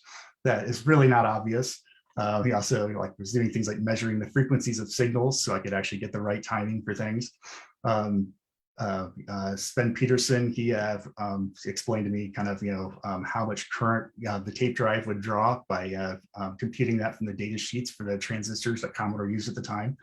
And we put all that together, and we come up to present day, which is the board that I have now. And so I'll stop sharing really quickly, and hopefully you'll be able to see me again. I can see you. Yeah. Yes. Okay. So the board here, it's kind of tethered, so I can't get too close to the camera. But I'll take my unpopulated one here that I've sort of set most of the components in, and bring it a little bit closer so I can, point out the kind of the main sections. So right here, this is all power along this edge. These chips right here, that's to do conversion to and from IEEE. IEEE is an interesting standard that, it's not 5 volts, it's like 3.4, with special requirements. Then here we've got, the 2 PIAs and the VIA chips. So we've got all the IO chips of the PET, and those go to the 2 data ports. Here's IEEE again, here's the user port. Then we've got a 6502. And we've got a RAM chip, and the RAM chip also doubles as a ROM chip. So on boot up, the Raspberry Pi basically copies the ROM into RAM. I've got 64K RAM, so I've got enough space for the ROM and the RAM there. Then here we've got the CPLD, which now is an FPGA. It's on a separate board here. I'll pull it out. So this is a dev board. I've made it so it fits in like this. And that's just because with the semiconductor shortage, it's hard to get these. And so I've been reusing them. And then the Raspberry Pi plugs in here. And now the Raspberry Pi, all it really does is provide USB keyboard and then video out. And so if everything else is done by the remainder of the system, and you can actually deactivate this after the pet's booted, and you can still hear music playing, you just can't, see anything. And so that's sort of the current state, and kind of the state that I'm in right now is I sort of feel like, wow, this is a pretty complete and sort of a neat thing, but it's also not quite exactly a pet replacement, or sorry, like a mainboard replacement if you want to use it in a real pet. And so right now I'm working on doing the last little bit, which is to actually generate video and emulate the CRTC chip. So you could actually mount this in a real pet and use it instead of the main board if yours was damaged, or you wanted cool things like the instant load feature, or there's lots of other stuff you could do with this. And so that's sort of my project, and I can stop there and turn it over for questions. All right. Now, I was going to say that board could be used as an emulator as well, because a lot of people are buying Amiga Forevers and, C64 Maxis and stuff like that. So it's a good product for the new market, Mm-hmm. those that never had a pet or something, Yeah. So, I mean, that's the way I'm using it. Like, when we started down this, path with my son, I was thinking this is like a $20 project. And now I'm up to about, it's probably at more like 120 amortized to build one of these. But, when you get a PCB manufactured, you have to buy 5 of them at a time and so on. But I'm still coming in quite a bit lower than buying an actual pet off of eBay, because they're rare vintage items. And so it's like, you're looking at like $1,000 for a, kind of a nice one, obviously. And then, maybe you can get a broken one for like 500 to 600 or something like that. So yeah, if anyone wants to tinker with a pet, that's certainly a good option. You did a good job, man, with the presentation. I like the pet that you made there. Oh, well, thank you. I have a quick question. I mean, have you considered, lowering down the number of cycles per second? So like not 1 megahertz, but lower, and use this as a kind of debugger, but hardware debugger. Like so stepping code, for example. Yeah, I haven't done it intentionally, but I did clock it lower while I was working on it at times, just because, it was helpful for, debugging it. And what was really cool is while it was synchronous with the Raspberry Pi, moving the clock up and down, with software, it was sort of like, a systems, like we debug with JTAG on, modern machines, where I could like single step the CPU and like check all the lines and so on. And so, yeah. It could be useful for that too. If someone really wanted to get into pet software development. Yeah, cool. Thanks. Mm-hmm. Very impressive. How long did it take you to do it? So it's been just a little bit over a year since we started, and it's been sort of intermittent investment as my son's been interested in it or I've been interested in it. So I'm guessing I probably have, in man years, like 3 or 4 weeks of, like my time dedicated to it at this point. And a lot of that was learning and watching YouTube videos about Verilog and things like that to, learn all the different skills to be able to do this. Yep. Does that does that go online, or I saw it has an IEC serial bus, or not too sure if that is on the left far side. Yeah, the IEEE. Yeah, so the IEEE is a standard, and so some people use it to interface to modems and serial devices and so on. Some people do it with the user port, so you've got a couple of options. There's the one that I'm using here.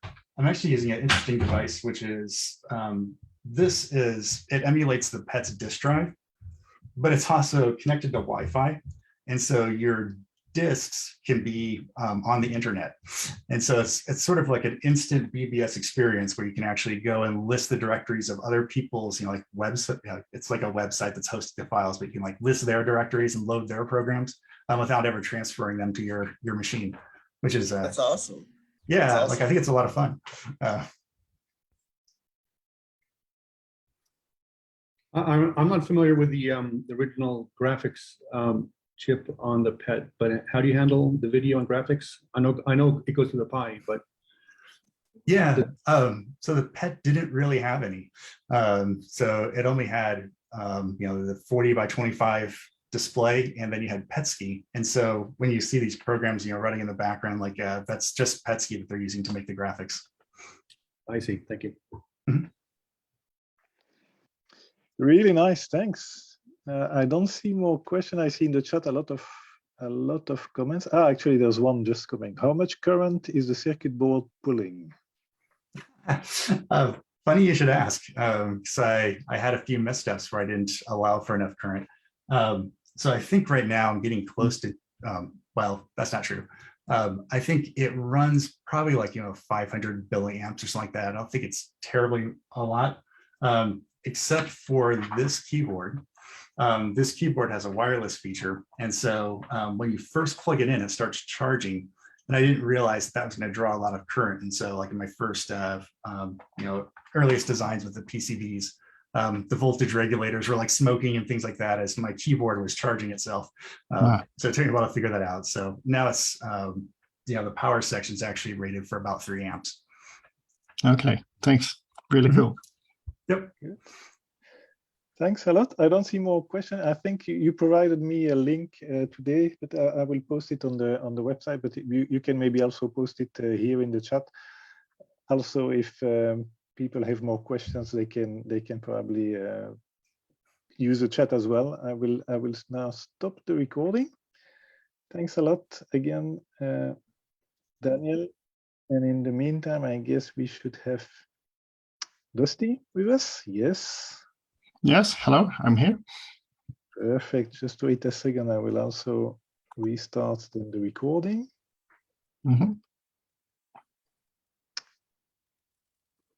Maybe, I don't know if you want to share your screen or something you can do in the meantime. Yeah, I tried that. There you are. The floor is yours, Dusty, to talk about Basic 64 GS. Okay, thanks. Can you guys hear me? Yes, we can see you and we can see your screen. Okay, great. So yeah, my name is Dusty, and I'm going to talk a bit about this thing called Basic 64. It's a little project I've been working on the last number of months.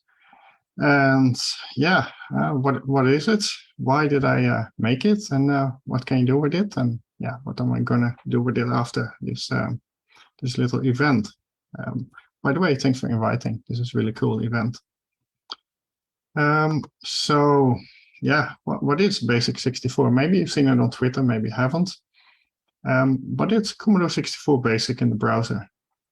It's not a Commodore 64 emulator. It's how do you call it? Because it's not emulating the whole Commodore 64. It's doing this on purpose. It's just doing the basic part. And that's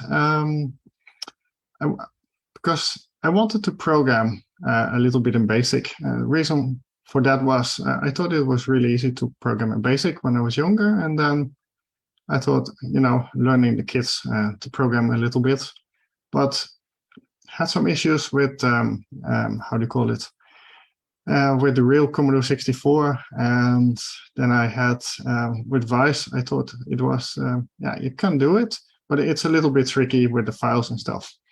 So I thought, and then I forgot about it, and then I found this little project called Apple II Basic. It's a web page. You can see it here on the bottom. Maybe I can share the link later, but it's basically Apple II Basic in a web page. And on the right side, you can type your code, and on the left side, you will just see the output, and it runs like an Apple II. So I just copied the code, and then I started modifying it. The first thing to do is the screen should be blue, of course, because Commodore 64. So that's how it started. And so yeah, let me show you how it looks like as well. Right, so you can go to this website. I can share you the link later on. If you get here, you can either start it as a desktop application or as a tablet application. So it's either going to run if you're on, I don't know, on like a laptop or so, or if you're on a tablet. So let's start this one. This is how it looks like. Commodore 64 Basic. Maybe notice that the introduction screen is different because it doesn't emulate the C64 completely, but just the basic part. So I can do anything here that you could do in Commodore 64 Basic, like 10, print, hello world, and you know, this type of simple program. It works just like Basic. And let's see, there's a few more things I want to show you, and I'm pressing the wrong buttons here, sorry for that.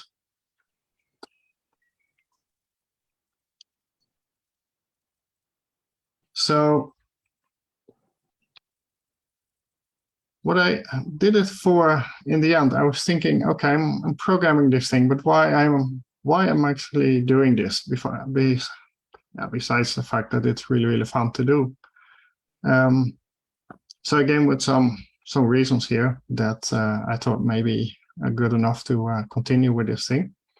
It's easy to program in native 64-like environments. And with easy, I mean, it's easier in a way than program on the Commodore 64 in BASIC, since on the Commodore 64 in BASIC, you need to deal with floppy disks, and you need to deal with SD cards, perhaps, to move your files around. Also, it's easy because you don't need to install it. You just go to the website, and well, then it's there, as you just saw. But I still wanted to do a whole bunch of things. The tricky thing was Commodore 64 Basic is kind of limited, right? I mean, it is, you can do a lot with it, but not really through the BASIC. You need to do, basically, you need to go into the hardware and use this peek and the poke command.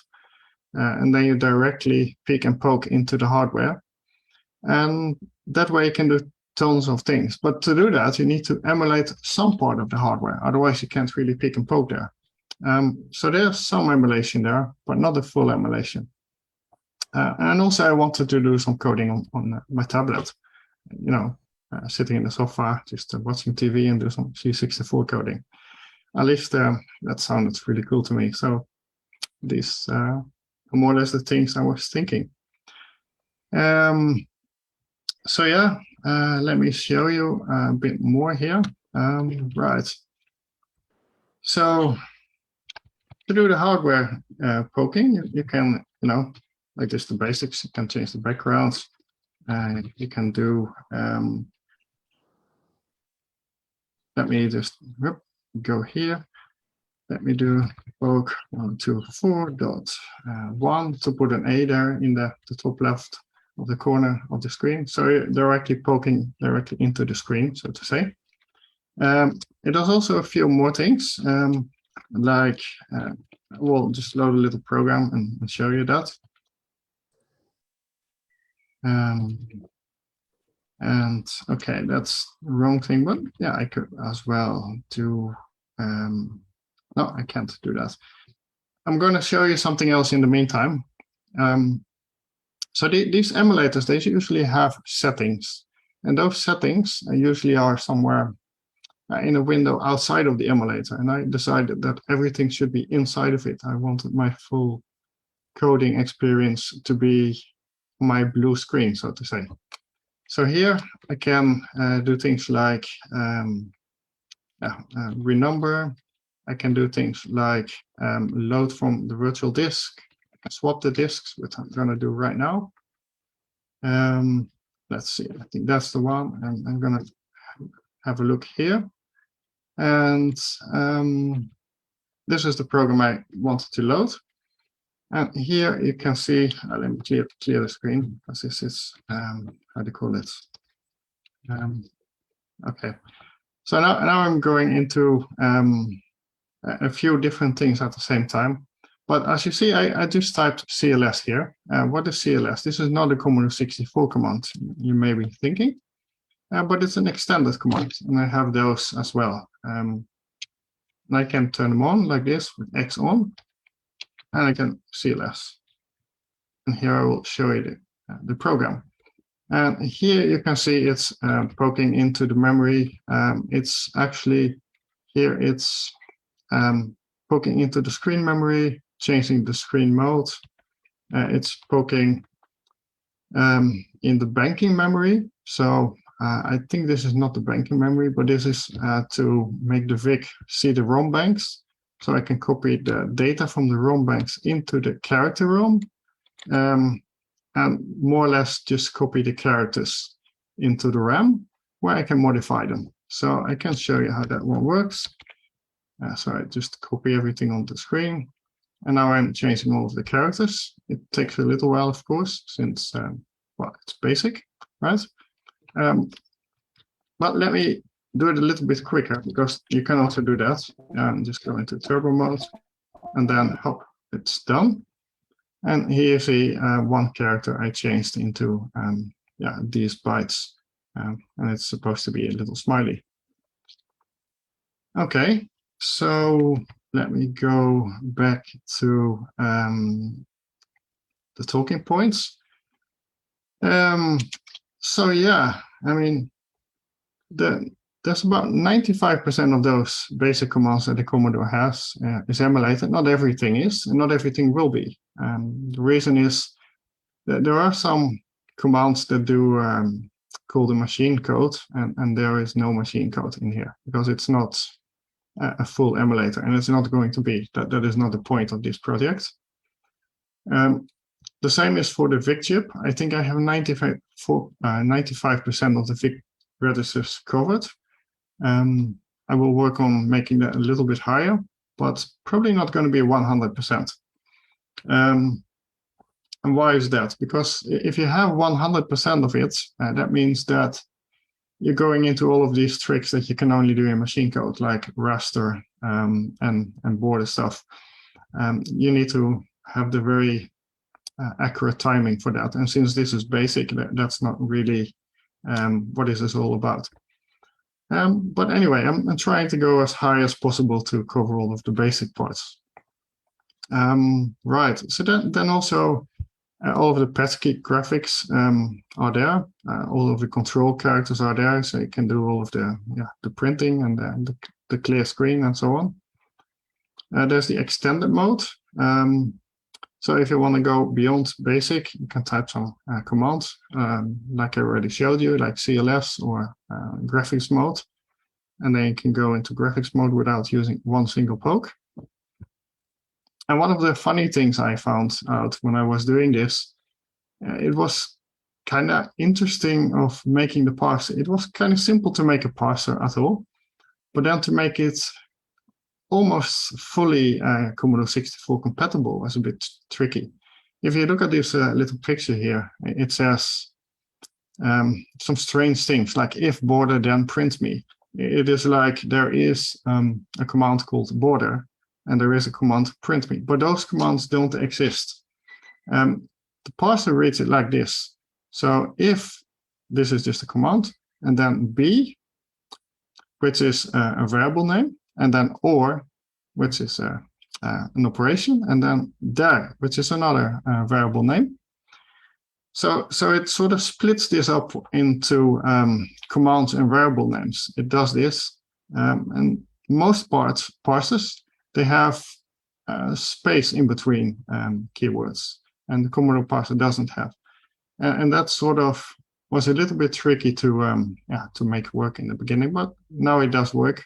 You can run this one either in Vice, or you can run it into the basic 64 GS, which, by the way, is called basic 64 GS because it's fully written in JavaScript.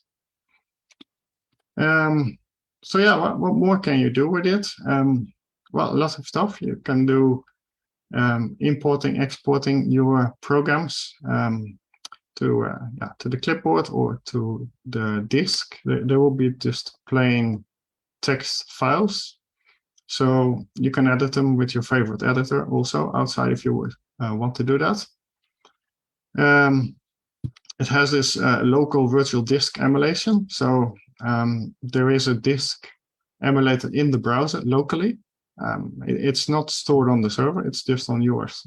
And you can export it then, as a file and then import it to the next browser. And then you can have your virtual disk there. Then, as I already mentioned, there's something called the power menu. So you can configure it, you can manage your disks, you can import, export, and clipboard. You can also manage your basic program. Why did I call it power menu? Because I was a fan of this little thing called the power cartridge. Don't know if you know it. I was a fan of it. Let me just show you the power menu once more. To get into the power menu, you just press Tab or you press F9. Why both? Because F9 works nice on the PC and Tab works very much nice on the Mac. So if I do import here, I can just find a text file here. I don't know, take some random file here and run it. This was way too quick, so I need to slow it down a bit. And so this was a text file you can just import like that, and you can export it as text files as well directly from the menu. What else can you do? You can export the whole virtual disk. So you could write it anywhere where you want to. But I'm not going to do that. What else can you do? You can do strip pesky characters, which I think is kind of cool. Because if you have your text file, your basic file, your basic program, and convert it to a text file, and you got pesky characters in it, it's going to look very strange in an editor. So I'll make you an example. So if you do like this, okay. Right, I need to just hold on a second. Okay, I'm running a little bit in a problem here. Can't really show it to you, maybe. Let me try like this. Right. Never run that. Right, this is orange. I already had orange, so that didn't really help.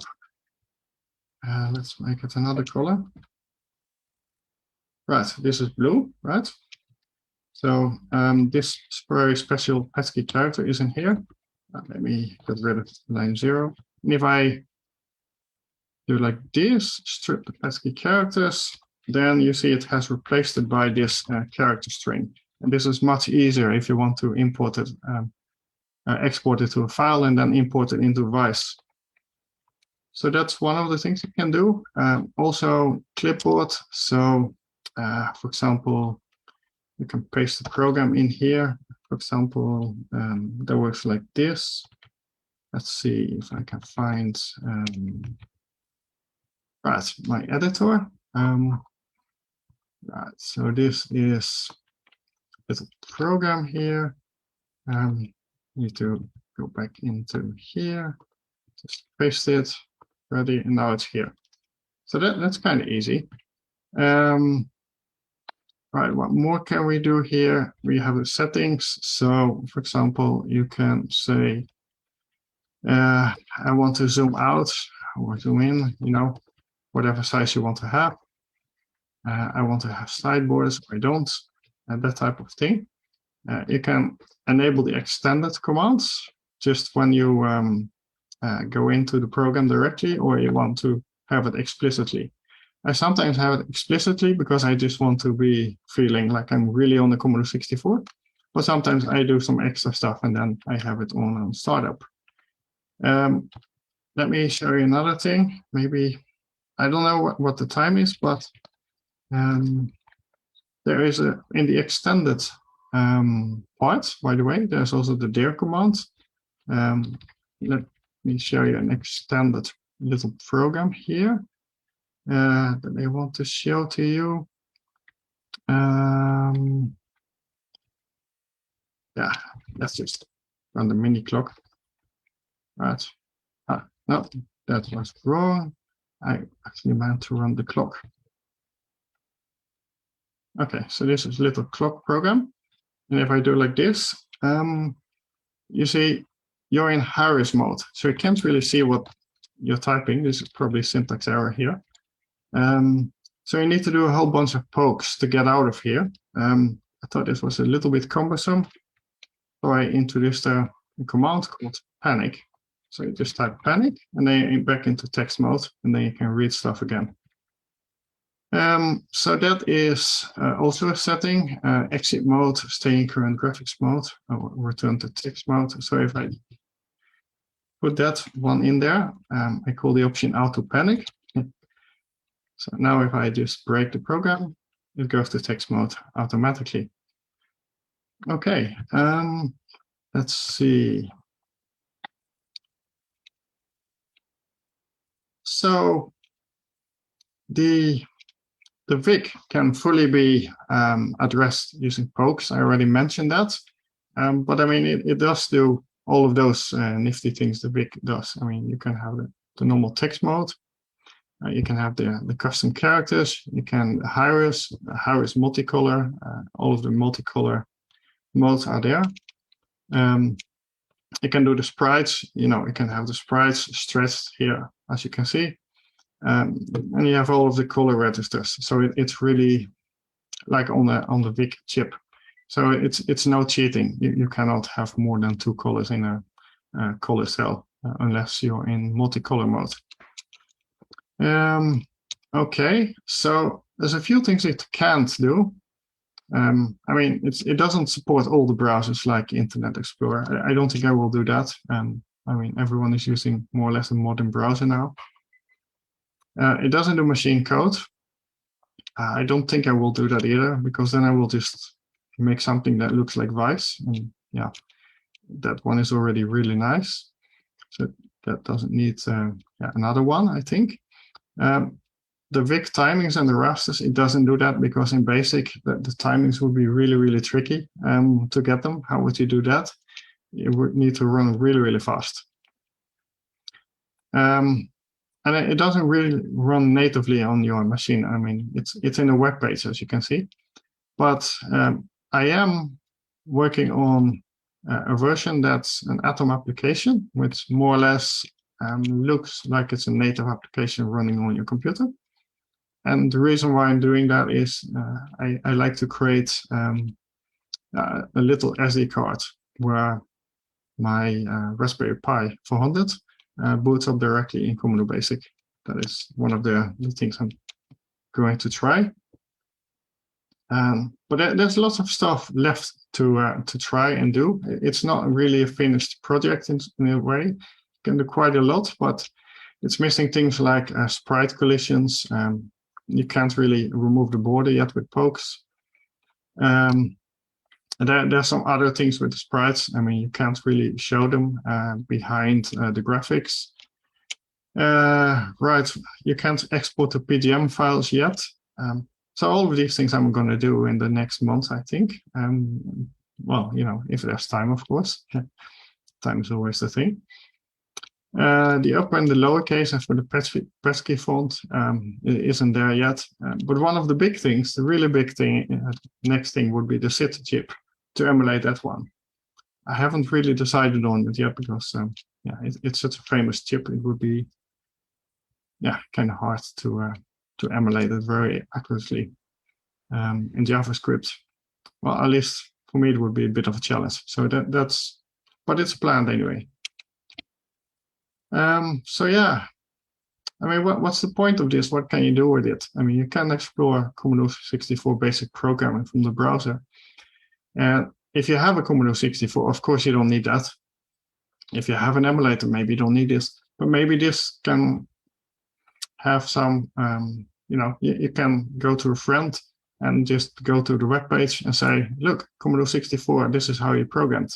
And sort of a gateway for people to get interested into Commodore 64 directly from the browser.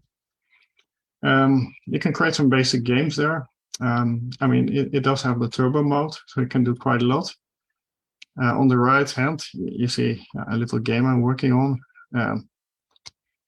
And you can also have the use it for managing your basic program. So you can renumber it and you can remap it to Petsky, as I mentioned. And yeah, I'm also doing a little project called Disky64. I can show it quickly, but that will be then the last thing. And then maybe some questions if you have any. So let's show that. This is Disky64. What is it? I mean, it doesn't look very much Commodore 64 at all, does it? But you can open a Commodore 64 here. Actually, you can open another one, and another one, and another one, and another one. You can go quite crazy with it if you want to. And you can run stuff from here. For example, clock here, run. Just put it here because it's nice to have a clock. Right. You can also, everything on the disk, by the way, is also just in a menu here. So called disk. So I can, I don't know, play tic-tac-toe here. Let's park that. I can also do, show the pesky screen codes here. Let's do some Mandelbrot stuff all in the same time. And you know what? What are all of those links there? Well, that's another thing it can do. So, for example, I can add a link to, let me see. I don't know, www.c64.com, right? And I can call it, tag it as a retro link, right? So then I already have my retro window open, but if I open window retro, here's my new link, and I can just click on it, and here it is. So yeah, this is really, really fast. I mean, there's so much more to show, but yeah, just to not run out of time. Thank you for listening, and I don't know if there's any questions, just ask. Thanks a lot, Dusty. I don't see any questions yet, at least in the chat. I have one. So you have these extended commands, but on the link that you provided, when I click on that, I open immediately the window, and I know so you can access this menu by just typing tab. But is there somewhere some kind of documentation of all these extra commands and functionalities? Yeah, absolutely. Let me show it to you. Let's see. Let me go here. So if you do the tab, right, settings and docs, documentation, then let's see. Okay, yeah, Firefox prevented me from doing. Okay, so but it's opening into a pop-up window now. Yeah, it is. But let me lose the full screen mode. I think that is the problem here. So if I go to my disk key and I go to my, how do you call it, basic 64, if you scroll down all the way, there is documentation. Just need to find it here. Yeah, here it is, the wiki documentation. Okay, perfect. Okay. Yeah, and here's also your extended commands. Here they are. Perfect. And then how do you access the power menu from the tablet? Ah, right. Okay. Let me just show it to you, or at least pretend to show it to you, because I don't have the tablet on the screen share. But if I click on the tablet here, let me. You display the keyboard, and then you. Yeah, there's a key called menu. You just tab on it, and then you have the menu. Okay. Yeah. Good. Perfect. Looking at the time, I know people are waiting also.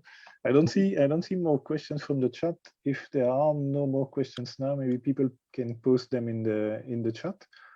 You can maybe post as well the links, because there is one on the agenda webpage, but that's the one that opens immediately, just this window type, emulator type directly. Okay. Maybe you can post it again. Yeah, I will Thanks a post lot. it. Thank you. Thanks for inviting me. I will stop the recording now. And we should have Dave. I saw he was connected before. Dave, are you still with us? I am. Yes. Over. Then You're looking at a gray screen. It's exciting, I know. It's shared content management on my side. I see a lot of Commodore icons there. Yes, perfect. Just wait a second. I used a cool thing here. Looks really nice. Just wait a second. I will start the recording. And there you are. We can start looking at this nice emulator, please, Dave. Thanks for inviting me. I know we've got different takes on emulators. Mine's gonna be a little different. Thanks for having me again. My name is Dave. I'm in California near Silicon Valley. Had a Commodore since high school as a VIC-20. Experience with the PET. Own a Commodore 128D. The Thompson monitors back here. Keyboards around here somewhere. But I've been doing a lot of stuff for the emulator. In emulation, I rewarded myself finishing a work project that I pulled out my Commodore 128D, got it working again. That was exciting. And getting back into Commodore has been fun. My claim, let's put that in quotes, to fame is I did get a publication in 1988 with Compute's Gazette for scrolling basic editor. I saw that on the Mega 65, you could scroll up and down in your program. But that's today. But back then, it was hard to do unless you had certain basics allowed you to do it. So if you want to edit your Commodore 64 basic programs, scrolling backwards and forwards, check out this old stuff. But we're going to go and proceed with the emulator today. My goal was a minimal implementation, bare bones. It turns out that the Commodore ROMs can be emulated with very little support. I went ahead and did the 6502 emulator and got the ROMs going up to speed. My initial attempt took about a couple days, and I got really lucky, really lucky. I was able to match things with Vice, do comparisons of traces, and when my trace wasn't quite right, I knew I wasn't doing the bit operand right or something like that, and I fixed that. And the reason I'm still playing with this thing is it's just an emulator playground, something to keep me busy. It's just fun for me, and I do a lot of what ifs and slightly different takes on things. The features, of course, it's open source. You're welcome to change it and use it. It's cross-platform. It's using C# as the language of choice. Microsoft .NET framework. That should work on Windows, Linux, and Mac. I'm using Visual Studio on my side, but you should be able to use the .NET command from a console prompt to do it. This emulator is console-based. It runs in the like command.exe. It's kind of crazy. It's very minimal.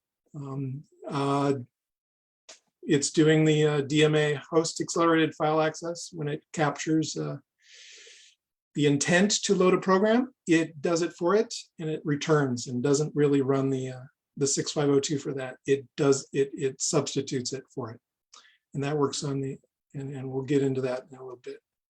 You do have scroll back history with the Windows console or the other systems, terminal console. You can configure more than 40 by 25. You can go up to 200 columns wide. So if you want to really have a good text-based basic program, go for it. This one is cheating. You can have multiple colors on the screen. You can have multiple character sets. I am leveraging a third-party font to do the Petsky, and there's links to that on my website, of course. The trick that I added is to capture the Go command. The host emulator sees that someone is trying to do Go, and it can switch Commodore models. We'll show that. This describes some of the components. These slides are all online on my GitHub as well. The specific models it supports, we'll show that in a second as well. The walk ROM routine was one of the first features I implemented, disassembling 6502. Once I could disassemble it, then I started executing it. Once I started executing it, I got close to a Commodore 64 coming up to speed, and proceeded from there. The walk command will go through all the branches and do an ASCII listing of the disassembly. A fun thing to do is if you want to figure out what a Commodore 64 does, or a PET or a C128 or whatever, you can walk a routine. Once it hits that last RTS, it's done. But every branch, it'll do both the path of the branch and without the branch, and keep track of that. You could pass that to sort command, and I've played with disassembling things and figuring out how things work. The ROMs aren't that big. If you want to know how IEC works, hey, check it out. It's all there. Others have done it, but if you do it yourself, you can get that memory, get that experience as well. The Go command is what I added. Commodore 128 had the Go 64, and I added the others. And I'm going to show you that in a second.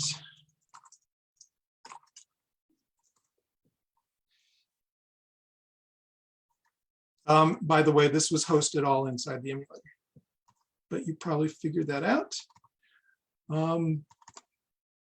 This is a Windows console, so some of these look like regular Windows, and some of these look like Commodores. The difference is only the font.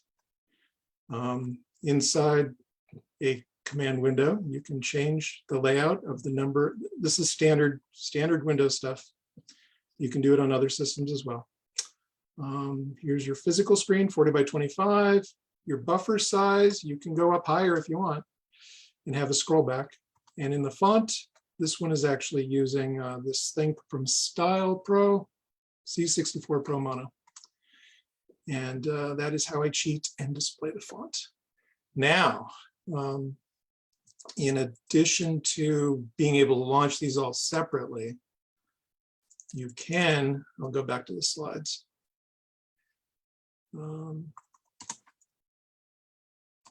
This was in a Commodore 64. I'll show you 6. Let's do the sys command. We are using,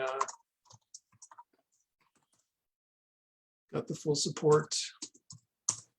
That, do a break command, you go back in. Let's go to the Model 1 PET.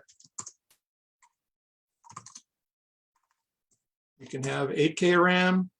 Actually, some of these are coded, so the Commodores probably wasn't quite sure how much RAM they were supporting. So they actually do RAM checks on everything except for the Commodore 128, and some of the TED series do a little less too. You can go up to the VIC-20. Now we have a 40 by 25 VIC-20, or as I showed you, you could reconfigure it to 22 columns. 64, it does prompt you for most of these systems. With the VIC-20, you can also go up to 40K if you want. And it's configurable on all the supported configurations of RAM. So the one trick we have is we can go to the Commodore 16, configure it for 16K RAM, configure it for 32K RAM, or even go up to the the +4 with 64K of RAM. And with these basics, we have the new basic. This is the 3.5. So we have the do command and stuff like that. Let's go up to the Commodore 128. There we go. It also has the monitor. You can even do the RAM banking. Here we look at the character set. I'm sorry, not disassembly, but memory dump. Those are the bitmaps of the characters. We don't have a screen editor. We have a line editor. So anything that I've typed before, I can scroll back with the cursor up.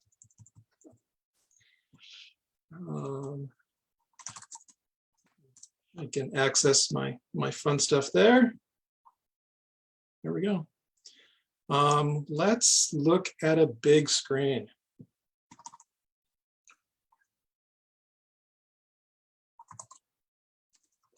Let's go to the 64. Poke. Get that readable. It's going to load a PRG file from the Windows file system. And here it is. And it's running full out for this one. And there you go.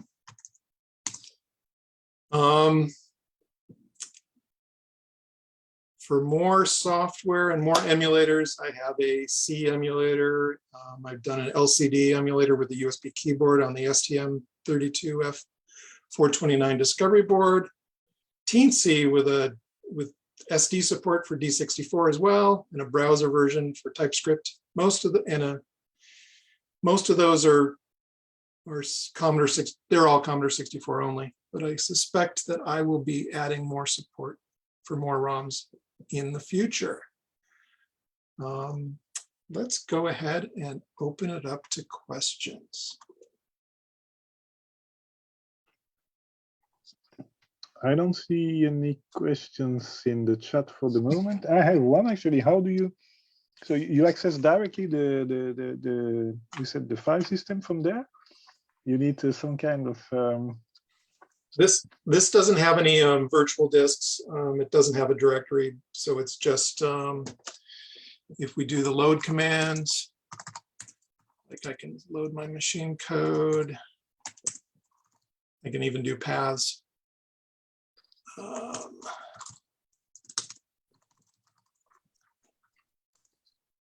got it loaded. Oops. Like that. So that's an example. One tidbit is the Commodore 64 probably has this bug in it because I think it was originally developed to have 16K of RAM. So they probably didn't expect it to go over 32. I could be wrong. I could be exactly wrong on this, but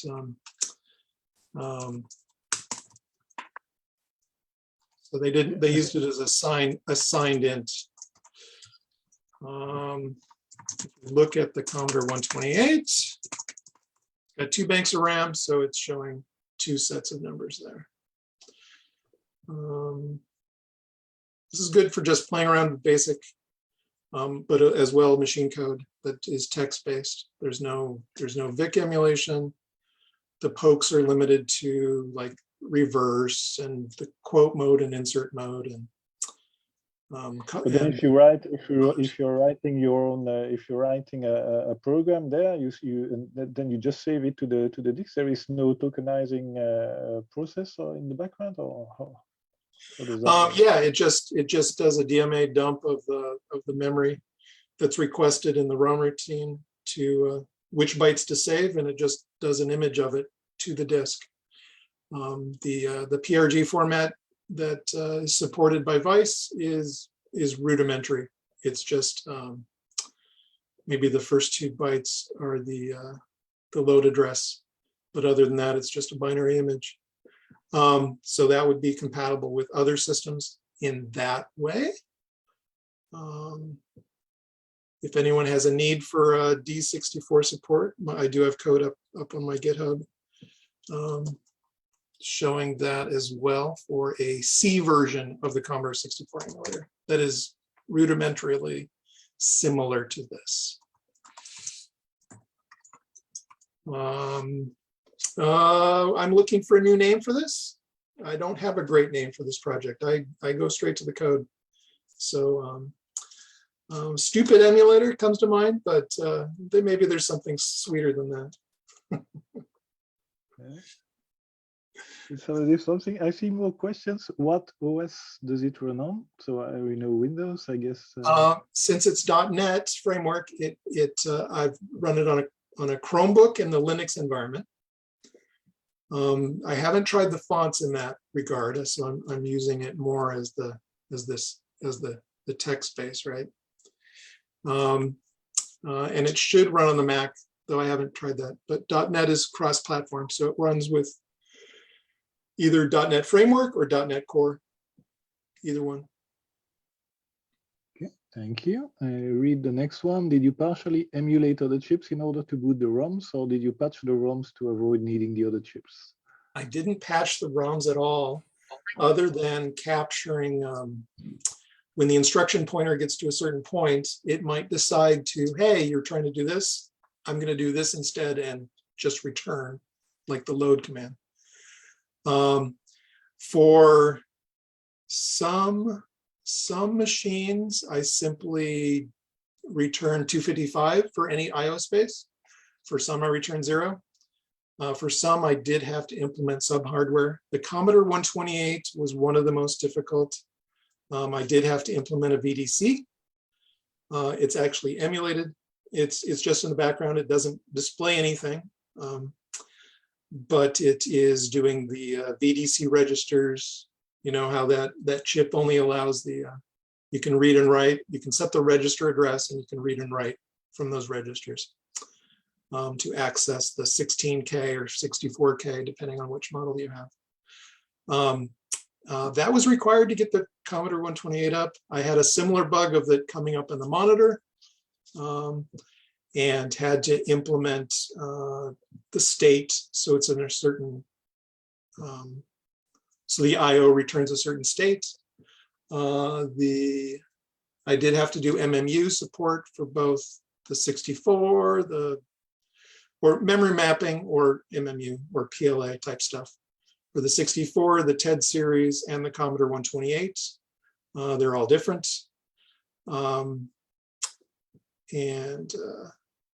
It seemed that the bare bone systems from the PET and the Commodore VIC-20 and the 64 were pretty rudimentary, other than the memory banking.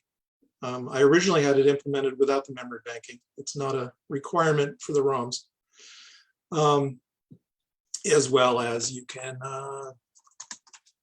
if you change it to a 5K Commodore 64, that RAM is no longer there. So it's interesting. I've learned a lot about how things work in these systems. Started with the 64. That was my only goal. Went to the PET next. And I think the VIC-20 came next. The VIC-20 and the Commodore 64 have a very shared history, very close together. The VIC-20 has some shared history with the PET as well. They all build on each other. If you want the most program space, I think it is this +4 that gives you the most RAM available in the one bank. Whereas the Commodore 128 splits the variables into the bank 1 versus the other in bank 0. There is no support for a 256K Commodore 128 in the ROMs, I see. So I'm just having fun, as well as anyone should have fun with these. We're all having fun, right? Yeah, it looks really good. I see another question. In what language was it written in? and then It was C written sharp. it was written in C#. Yeah. C sharp. Yeah. Okay. 1 point for Dusty. He guessed that. Yeah. And if you want to see any of this other stuff, head over to daveyw.com for my blog. There's three articles on this. When you have new things, you come back, Dave. I've got new things all the time. It's fun. Good. I don't see more questions. I have a question. I have a question. Please go for it. Dave, are you selling the Teensy C64 emulator Teensy? Oh, it's free, man. I mean, It's free. well, you pay for the hardware. Yeah, there we go. The Teensy emulator is also minimalistic in that it's the Teensy platform. They sell an LCD. They sell a USB adapter that plugs straight in. I have documented what the wiring is, so it's nothing proprietary. Oh, awesome. Can you share a link to that in the chat here so I can take a look? Yeah, go to daveyw.com. I will share a link. Yeah. Excellent. Thanks a lot. Thank you so much for the time. You're really welcome. I will stop the recording now. So that Fredrik is next. He should be. I'm here. Yes, excellent. Perfect. So let's go. Talk about the Ozmoo text adventure. Let me just start the recording of your talk. Record this. There you are, Fredrik. Cool.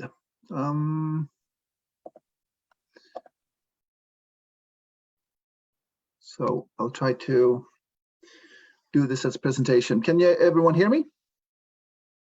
Someone? Yes, I hear you fine. Cool. So here to talk about Ozmoo, which is Z-code interpreter, and this is a screenshot of Ozmoo in action. And I'll let you in on what exactly is a Z-code interpreter.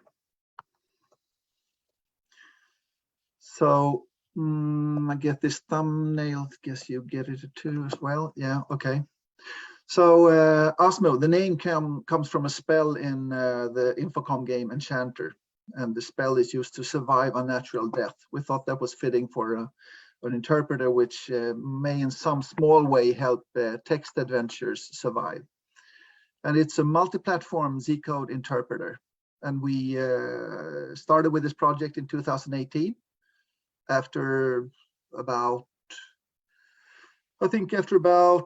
6 months, 5 or 6 months, we had something going which actually worked with some pauses in that time. And then we spent just about as much time optimizing it. So, and then we had the first release at the end of 2018. And so multi-platform. We actually only thought about one platform while developing it, and that was a Commodore 64, because that was a computer that we used when we were kids, and that's what we wanted to do. And so we said, we saw other people releasing games for the Commodore 64 and even commercial games. We thought, hey, it would be fun to make a text adventure. And like we've been involved in text adventure stuff for like since the 80s and up to now. I thought maybe we could release a text adventure using like modern tools and release it for the Commodore, and then we'd be doing it as Z-code. And we found that there were no Z-code interpreters that were really free to use for the Commodore 64. So we said, let's start by creating one. And then as time went by, we figured it would be possible and not too hard to port it to +4 and to Commodore 128. We were wrong about the Commodore 128. It was a lot harder than we thought. I mean, just to get it to run wasn't that hard, but if you want to use the features of the 128, to do it justice, then it was a bit more work. +4 was really a walk in the park comparing them. And then the Mega 65, we got some help with the initial port by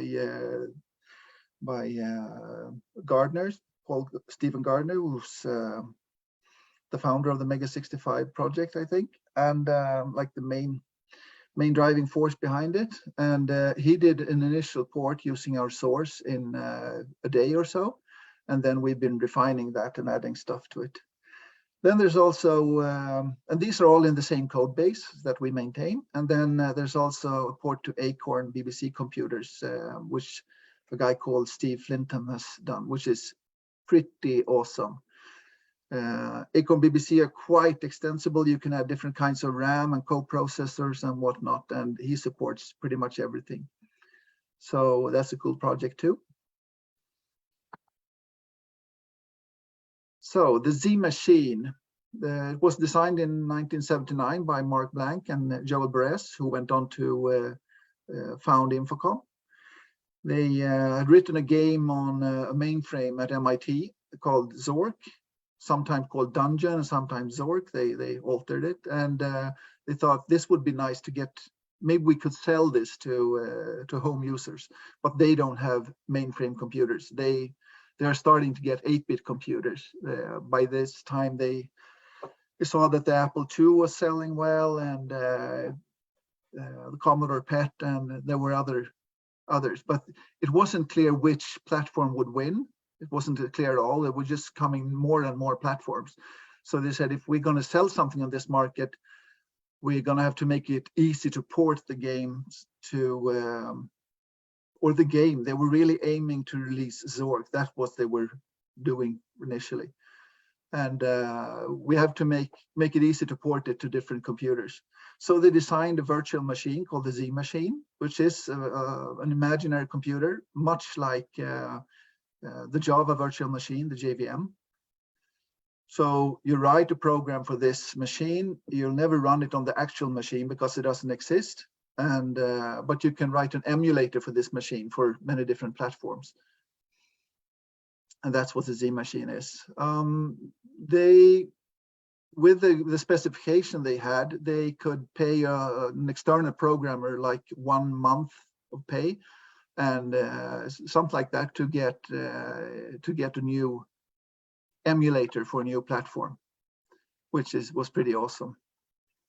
And then you get a basic emulator of the Z machine for the first version of the Z machine, or yeah, something like that. And what it has a quite compact format. It has text compression built in, so all strings are stored in a compressed format, where the basic part is that each character is reduced to a 5-bit code, and 3 of these characters are stored in each word. And then there are also abbreviations, which makes it even more compact. It has virtual memory, so for the first version of the Z machine, it can handle a game up to 128 kilobyte, running on a computer which needed about 32 kilobyte of RAM to do this, and a disk drive, of course. And this was the first implementation of virtual memory or paging on a microcomputer that we know of. And it was designed to run well on 8-bit machines, which means even today, when we're trying to get stuff to get a rather powerful platform to run text adventures, at least on 8-bit machines, this is still a good fit. The specification of the Z machine was reverse engineered in the 90s. And people started building their own interpreters and writing tools that could create Z machine files. The file format for this is called Z code, and an emulator for the Z machine is often called the Z code interpreter. And Ozmoo is one of those emulators. The project goals we had, we wanted to make something that was free to use. It's under GPL2 license. So it should be free to use even for commercial projects. To do this, there could be no legacy code. There should be no code like leftovers from Infocom interpreters, etc. A lot of third-party interpreters have legacy code in them, and we want to avoid that entirely. We wanted it to be fast, so we did spend a lot of time optimizing it, and it is really quite a tricky balance to do for this kind of project, because you do want it fast. It's really important to get it fast because it's hard to emulate a machine on a computer as slow as a Commodore 64. It takes a lot of effort. So you want to do everything you can to make it fast, but at the same time you have limited memory and you need as much space as you can for virtual memory. So you need to make the code both small and fast. So it's always a compromise. We wanted it to work well on a vanilla Commodore 64 with a disk drive. We also wanted it to work well with modern hardware and RU, both historical Commodore RUs and the modern ones, and SD2 IEC, etc. And we wanted to adhere to the modern C machine standard as well as possible. Some of the old Infocom interpreters don't, and like in spots here and there, they don't adhere to this modern standard at least. And then when you write a modern game, it can break down a bit when you run it on an old interpreter. Just so you know, I don't see the chat. So if someone wants to shout out, or if there's a question or something, just let me know. There is a question actually on the graphics. I was gonna ask, does this run on the C64, or is it an interpreter for the C64 or for PC?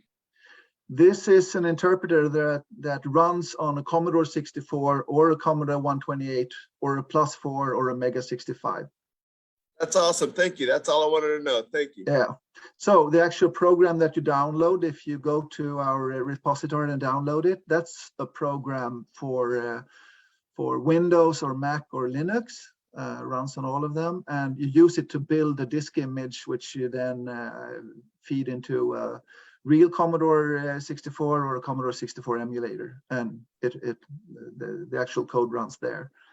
But so okay, this code, when you download the project, what you do get is a script that bundles the interpreter with a game file, and it produces a disk image, basically. Now, wouldn't it be a better idea just to have a download for the disk image itself, or put it on csdb.dk? Well, the disk image is like the game file that you want to bundle it with, and there are thousands of game files. So you pick a game file and you select the options. You can customize like the color scheme. You can customize other stuff, and you can add a loader image, etc. And then you build it. Now, what would I need? What would I need to build it? Do I build this in Linux, as in make sudo make and then sudo make install, or? I actually, let me get to that. There's a later frame which will make that a lot clearer. If that's fine. That's fine. Thank you. Okay, cool. So what we do, like other core features, we want to fit a lot of text on screen, because like a Commodore 64 only have 1,000 characters on screen. And we've seen like cases where we fit like 20 or 30% more than Infocom's interpreters do. One of the reasons is that we use all 40 columns, which actually makes more of a difference than you might think. It's hard to use the last column, because then you get like a space on the next, like it inserts another line or etc. You get some problems. So Infocom actually always skipped on that and just left the last column empty. We don't. It uses as much RAM as possible, and it uses more than 62 kilobyte on a Commodore 64 for the interpreter, for the stack, for virtual memory, etc. And I think about 120 kilobytes on the Commodore 128. We have named saves. That's another things. So you can actually type a name for when you're saving the game, like in the castle or something, and then you remember where you were when you look at your saves. Infocom's interpreters for Commodore 64 never had that. You can have 2 color schemes, and you can customize them fully. So you can have a dark mode and a light mode. That's what we call them, but it's up to the person bundling the game with Ozmoo to choose how to use them. You can add a custom font, and that works on all of these platforms as well. You can customize the cursor. So you can have a blinking cursor or not, and blink it fast or slow, and a different color, and a few other stuff like that. You can have accented characters. You can play games in French, German, Italian, Spanish, etc. And out of the box, we support like 6 languages other than English, but it's not too hard to add your own language to this. But this requires a special font, and we supply fonts which cover all of these languages. But since like the Commodore 64 doesn't have like an A with 2 dots over it like German has, so then we replace some other character, some graphic character with that, and then we map so that there's something that makes sense on the keyboard that produces that character, and we map it for both input and output, and it just ends up working. And then we have a bunch of features that depend on platform. We have different build modes. You can build a small game for a system with a single 1541 drive. Or you could build a bigger game for a system with the dual drives.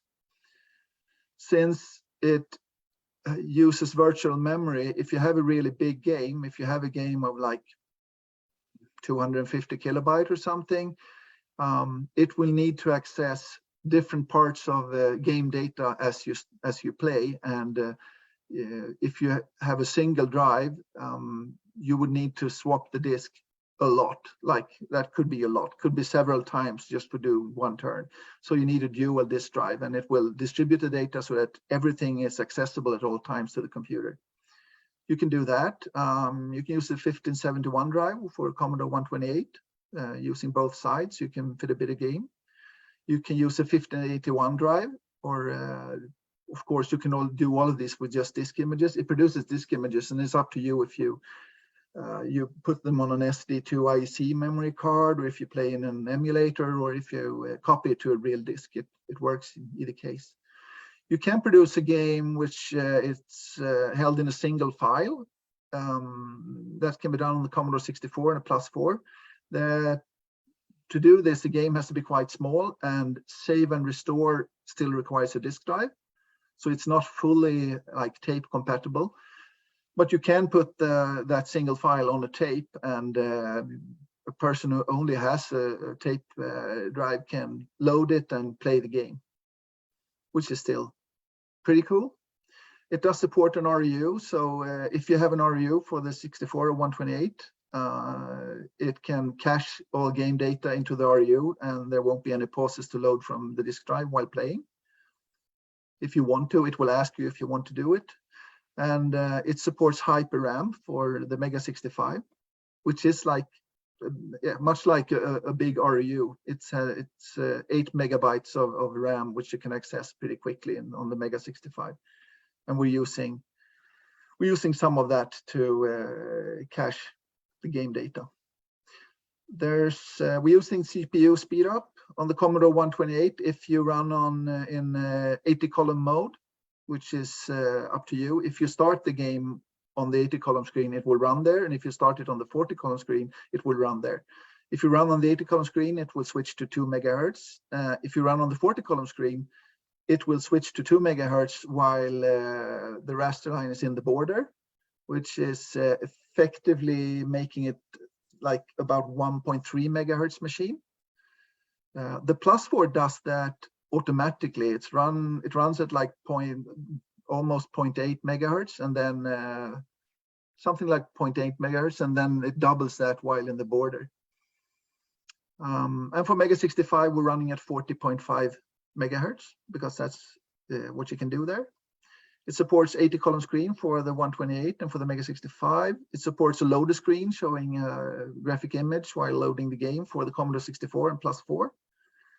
And it has a set of colors. We started with the Commodore 64, so it was natural for us to base it on that. So when setting options for colors, you set it for Commodore 64 colors, and you will get approximation of those colors for all other platforms. So while in theory you could have a lot more different colors on the +4 and the Mega 65, you don't get that by default. You'd need to do a bit of hacking if you want to access the extra colors. But it does make it quite convenient, because you can release a game with the same color scheme somewhat. I mean, it could be approximations, but you can pretty much easily build it for 4 different platforms and get the same colors for all. Some implementation details. This is coded entirely in assembler. It's been suggested time and time again to us to just use the C source of some popular Z code interpreter, because they're really good ones. But that won't be small enough and it won't be fast enough. The assemble program is about 10 to 12 kilobyte, depending on options. And but typically assembling it ends up something like that. But yeah, and a bunch of the code is different depending on platform and options. We spent several months optimizing it, and we reached twice the speed to play through a game in benchmark mode. We made a benchmark mode which plays through the game Hollywood Hijinks by Infocom.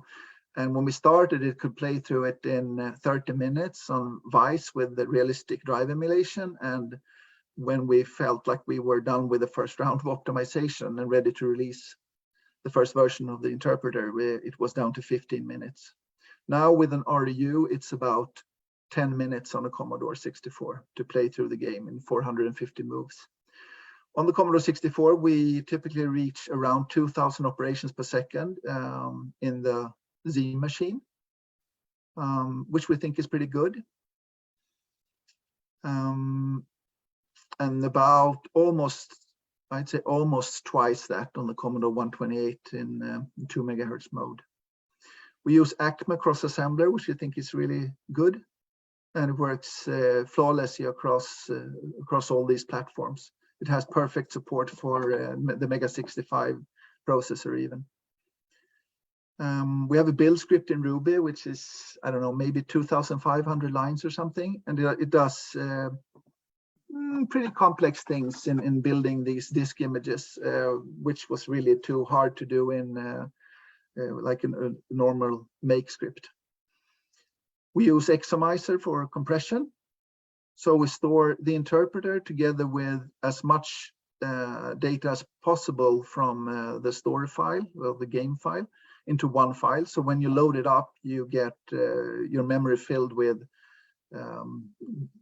the virtual memory is filled with data when you start. So you don't have to wait as much.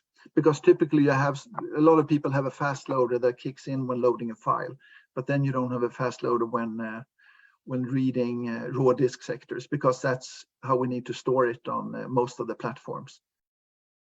To be able to access any part of the game data, we have to be able to read something which is like 1 or 2 or 3 or 10 or 15 kilobytes into the game file. And if it's stored as a regular file, then we'd have to search through all of the previous sectors or keep an index in memory, etc. And we don't have the room for that. So we store it in raw sectors and just allocate them. That's what Infocom did as well. And it's built to work on Windows and Mac and Linux. And I would say it does. Johan Berntsson and I, who developed it, we work on different platforms. I do all my work on Windows, and he does all his work on Linux. And so we make sure that these keep working. And people have reported it works well on Mac as well. I'm not sure how I'm doing with time. only have a few slides left.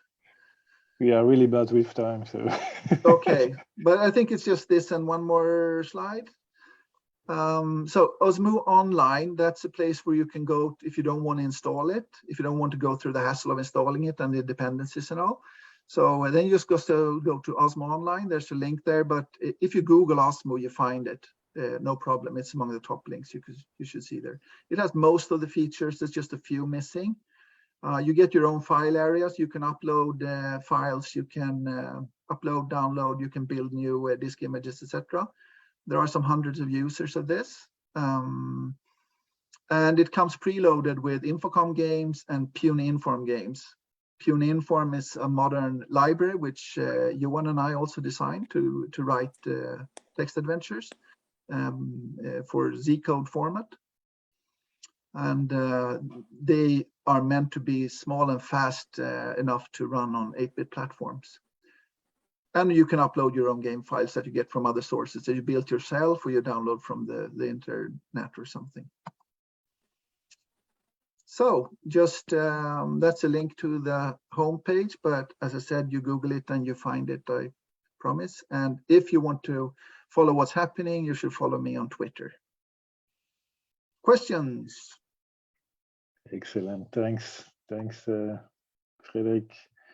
There were some questions, but some people have been answering them in the chat. I don't see more questions at the moment. I don't know if anybody has any question. Just ask it now. I have a very quick question. Do you think it would be feasible to actually not create an interpreter of the Z code, but compiler? So compiling directly to 6502 and not interpreting the Z code, because I understand you are keeping the Z code, byte code, or something like that in the memory and interpreting it. Do you think it's feasible to just create a compiler and run directly the 6502? Sure it is. Problem is a typical game is far too big for the Commodore 64.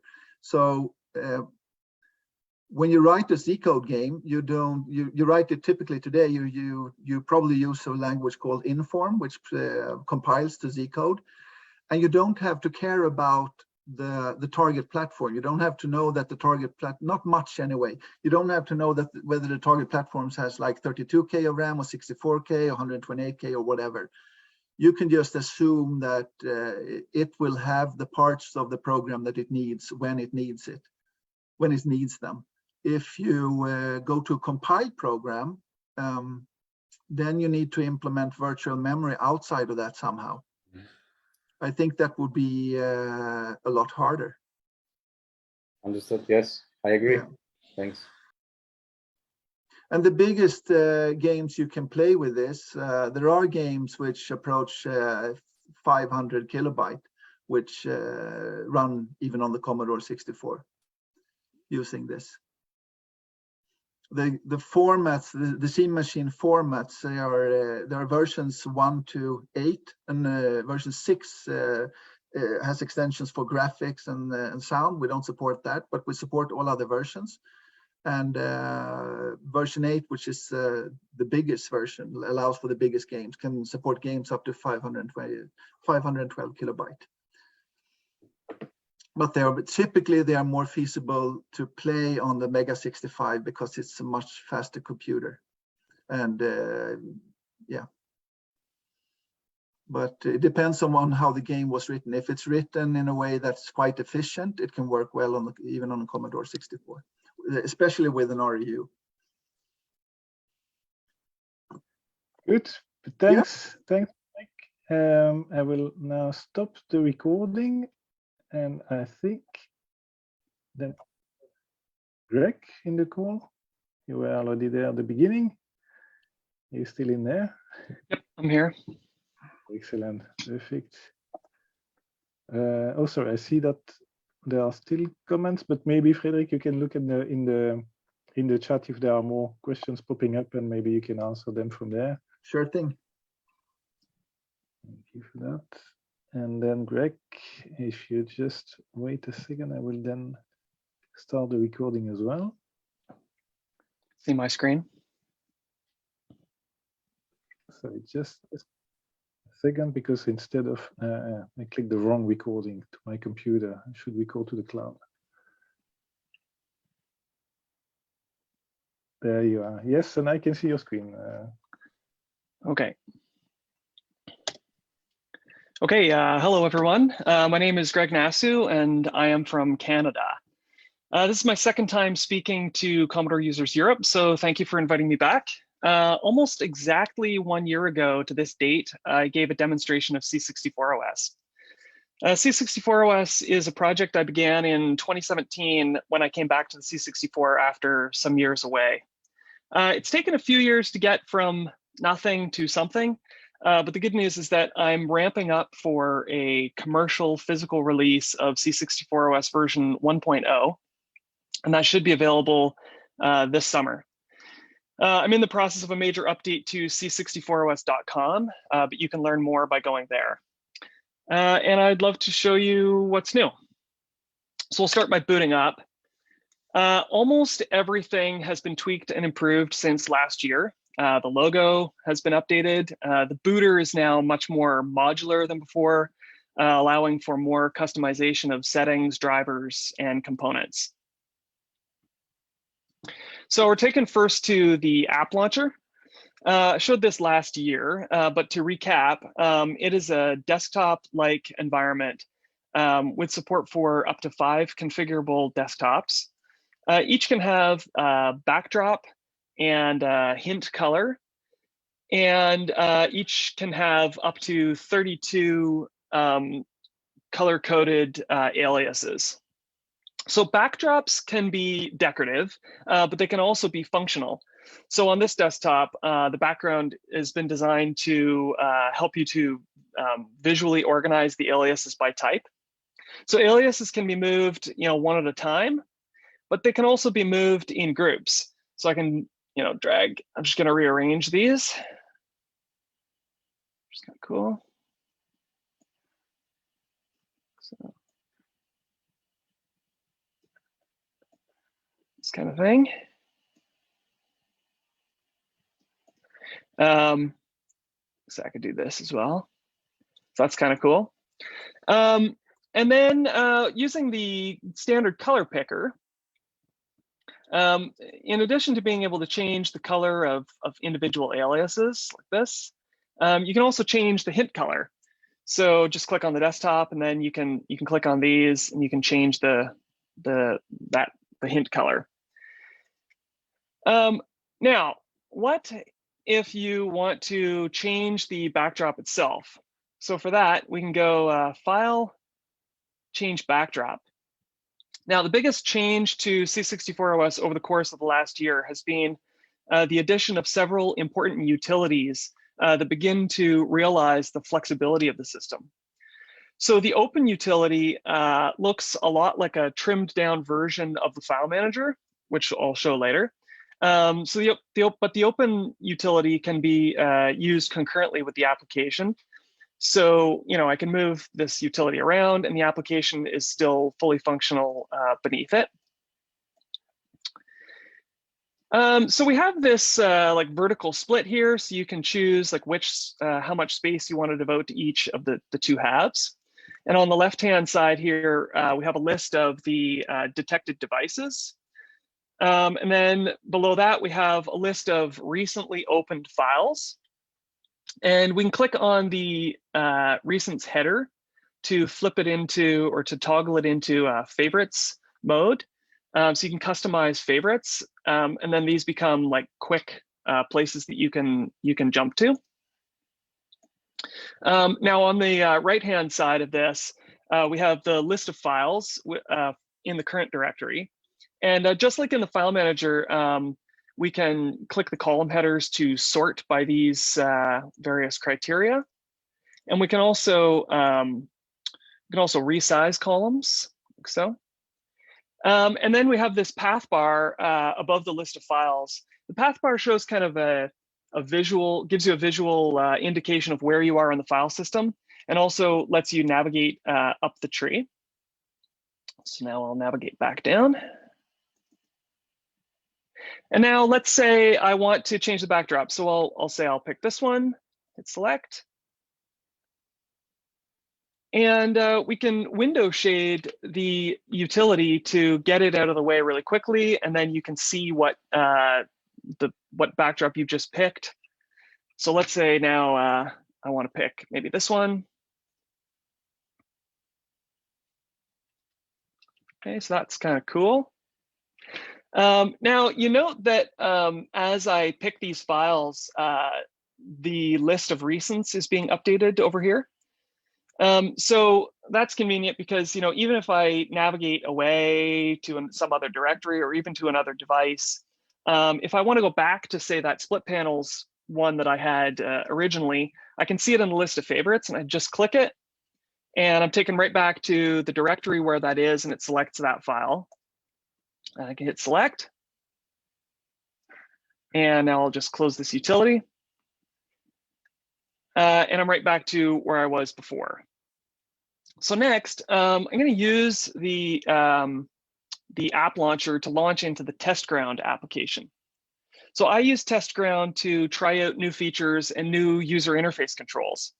C64 OS includes an object-oriented widget toolkit that makes it easy to build sophisticated and dynamic user interfaces. So this app showcases, it's just a sample app, but it showcases a collection of toolkit views and controls and how they can be snapped together. So we have another vertical split here. And on the left-hand side, we have a scrollable region. And this shows that scrollable regions are not limited to simple things like lists and tables, but they can actually scroll like complex layouts of other views. So for example, we have labels and we have radio button groups and checkboxes. We have cycle buttons, so you can cycle through and they wrap around like Amiga cycle buttons, regular push buttons.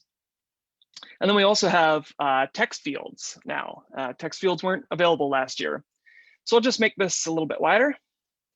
We can type into this text field.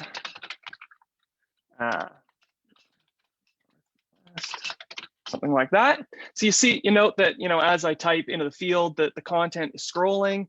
And also, you know, I can scroll back through it and I can edit, you know, I can edit this text in here in the middle of the field.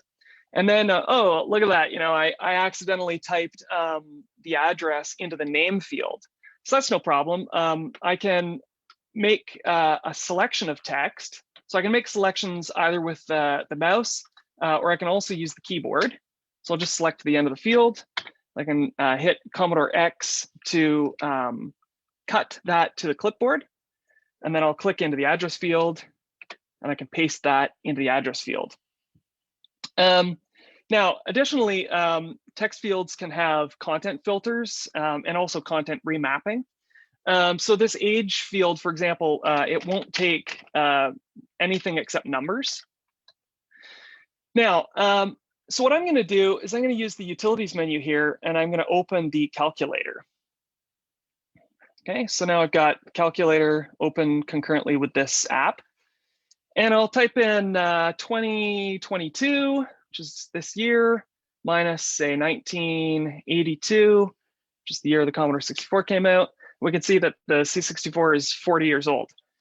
So now from the calculator, I can copy, with Commodore C, I can copy the contents of the calculator, and I can click in the age field, and I can paste that data into that field. So that shows that the clipboard can be used to move data not only between fields within an app, but also between apps. And also it can be used to move data between a utility and an application. So next, on the right-hand side of this sample app, we can see I have like this tab view with these cool little tab icons. So the first tab has got a sample of a table with two-dimensional scrolling and columns that can be resized. The second tab is just showing like a basic like one-dimensional list. And then the third tab, this is showing a multi-line text control. So the text is being dynamically wrapped inside the available width. And in addition to being able to scroll using the mouse, there's also keyboard controls. So I can say use the cursor keys to scroll a bit at a time. And I have keys for being able to page, or we can say go home. Now, the really cool thing about the toolkit, sorry, pardon the biblical references. The really cool thing about the toolkit is how flexible it is. So you see how I have this, this kind of footer view down here. I can hide that, this checkbox, and the text view expands to fill the available space. And I can also say hide the menu bar, and I can hide the status bar. That's something you can do in any application to get even more vertical space if you want. And so now check out this. As I resize this splitter, it rewraps the text into the available space on the fly. And as it does that, you can look at the scroll bar, and it's readjusting the height of the scroll bar to show how much content there is. So as I go like this, you can see that the scroll nub is getting smaller. Yeah. So, and it's pretty fast, right? Like it's doing all this rewrapping and re-rendering, and the machine only runs at 1 megahertz. So now I will just kind of bring everything back to the way it was before. Just bring the menu bar back, bring the status bar back, bring the footer back, and I will choose System Go Home to return to the app launcher. So next, I'm going to open the settings utility from the utilities menu. So the settings utility is kind of it's a meta utility that collects together other utilities that are meant to customize the settings of the system. So I'll use it to open the time utility. This is a new one that wasn't available last year. So from the preferences tab in the time utility, we can do things like customize the way that time appears throughout the system. So as I click on changing it between say 12-hour time and 24-hour time, you can see that the menu bar clock is actually changing on the fly. I can show or hide the menu bar clock altogether, or toggle whether the seconds are blinked. And in addition to that, I can choose what utility I want to be opened when you double click in the menu bar clock. So I'll say that I want it to open the today utility. Next in here, we have a timer and a stopwatch. So you get this cool time setter that you can with these double high numbers that I think look pretty awesome. And you can click on the tops and bottom of these sections to adjust these numbers, and then we can hit start, and the timer counts down. I'll actually play a SID tune when it hits 0. The stopwatch is basically you reset to 0 and then it counts up. So it's just another kind of mode of this control. And then the clock tab, this shows standard date picker and time picker controls. So we can click on these. We can even hold, and it'll cycle continuously on these date segments. And these things handle like how many days there are in a month, and it handles leap years and stuff. And when you hit set, this will push the whatever date and time you set here, it'll push it to the real-time clock that you are using to configure the time for your operating system. And it does that by sending the time back through the real-time clock driver that you've configured. C64 OS has support for a bunch of real-time clocks, and more are going to be added. So next, I'll double-click on the time here in the menu bar. And that opens the utility that I asked it to from preferences. So we get this today view. I showed this last year, but now we have the ability to set simple notes on individual dates. So the little indicator here tells us what dates have notes. So here's the note for this event. We have other notes. That's really all there is to show for that. So next, I'm going to switch from the app launcher to the file manager. So the app launcher, as I said, as the file manager, as I said, it looks a bit like the open utility because it has a similar layout of the split with this sort of standard sidebar. But the file manager has many more features. So the file manager has these 4 tabs up here that allow us to be in up to 4 different places at the same time. So the Go menu lets us jump the current tab to a bunch of different standard places. So we can go to the system directory, or we can jump to the applications directory, or we could jump to the utilities directory, or we can go to documents, or in addition, we can go to games, music, or pictures. Now, in addition to using the Go menu, those options are available with the function keys. So I can hit, F3 to go to games, F5 for music or audio, F7 for pictures. But then you might say, well, okay, but where are those actual places? So to configure that, we can choose options and places.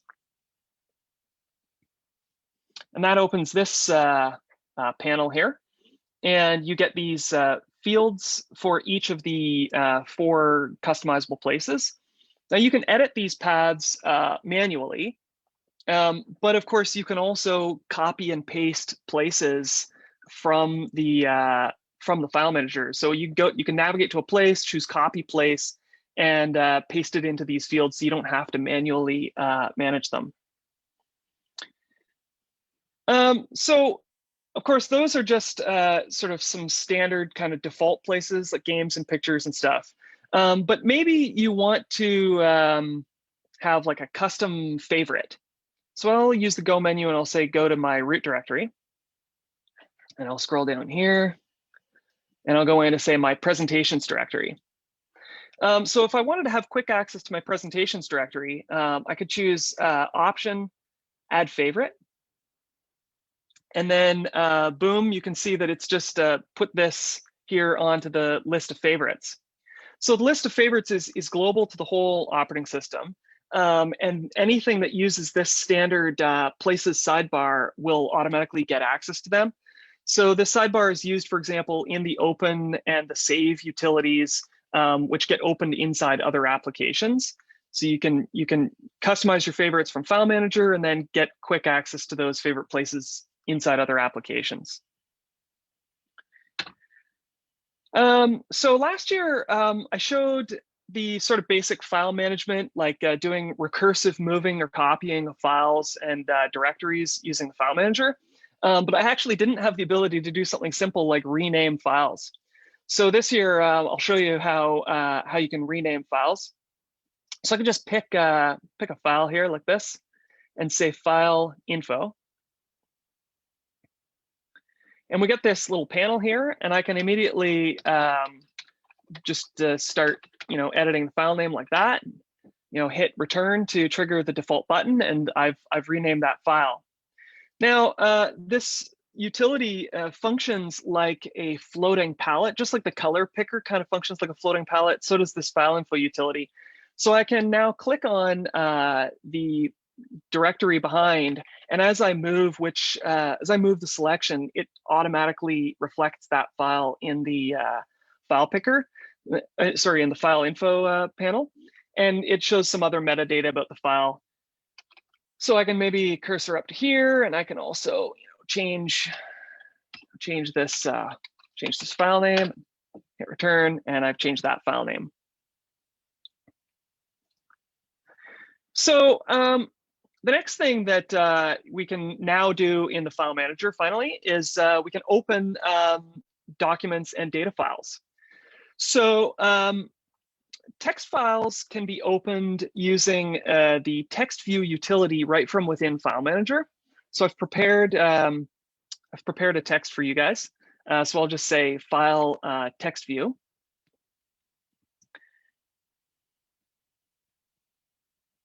So here we are. C64 OS team wants to thank everyone for welcoming me back to present at Commodore Users Europe. It's hard to believe a whole year has passed since my last presentation, and I hope you'll agree that a lot of great new developments have been made since then. It's been hard work, but a lot of fun too. So this text view utility is based on a text rendering class in Toolkit. It's the same one actually that we saw in the Test Ground app, but it also has support for a new lightweight markup format for C64 OS, which I call mtext. So mtext supports left, right, and center justification, bold and emphatic text styles that are defined using the themes utility. It has horizontal dividers. It does the dynamic text wrapping. It has absolute colors, such as this text here is in an absolute color. And it also has support for hyperlinks, which is kind of a thing that's coming. So the other thing I wanted to just point out here is that scroll bars actually have quite a bit of hidden functionality. You can click on these nub buttons here. You click on these arrow buttons, to scroll a little bit at a time. You can also click and hold on them, and it'll scroll continuously, like so. But you can also, there's some hidden features. So for example, you can hold the Commodore key and click once on the button to jump directly to the top or bottom of the field. You can also hold the Shift key and click and hold in order to scroll slowly one line at a time, which gives you sort of more precision. You can click on the track to scroll in pages, and you can click and hold on the track to scroll continuously in page increments. And then of course you can also grab the nub and scroll it. Plus you have all the keyboard shortcuts that I showed in the Test Ground app. Okay. So next, I will use the Go menu to switch to my Pictures directory. And I will go into my Game Screenshots directory. And I'm going to double click on this screenshot here. Now, as it happens, I don't currently have any application assigned to open files with this extension. So what we get is we get this opener utility. So the opener shows us that the file type is PRG and that its extension is OCP. And then it presents us with these two tabs that show a list of all of the installed applications and installed utilities. So we can just choose an app that we want to open this file type with. So I'll choose Image Viewer. Now, if I wanted to assign Image Viewer as the default application to open this type of file, I could click Assign. Or alternatively, I can just click Open, and that will open this file in the selected application, but it'll only do it just this once without actually changing the assignment of, or without actually assigning this application to that file type. So here we are in the Image Viewer. And of course, to see the image, we can just drag up on the status bar, and then we see that totally rad screenshot of Artillery Duel 90 or Artillery 90. And we can also go into, with a keyboard shortcut, we can go into full screen. Now, the file manager passes a file reference to open to the application, and then the application can use so this application uses the file extension to then go and look up a corresponding data type loader. So the data type loaders are globally available to all applications. The data type loader handles allocating the required memory and knows how to read the data in from this particular file format. And the data loader also provides metadata strings such as these here that the application can choose to render if it wants. Now, without returning to the file manager, I can choose options open image, and that's going to open the open utility, just like we saw at the beginning for picking a new desktop. But you note that this time, when I opened the Open Utility in the app launcher, it defaulted to a directory with some background images for the desktop.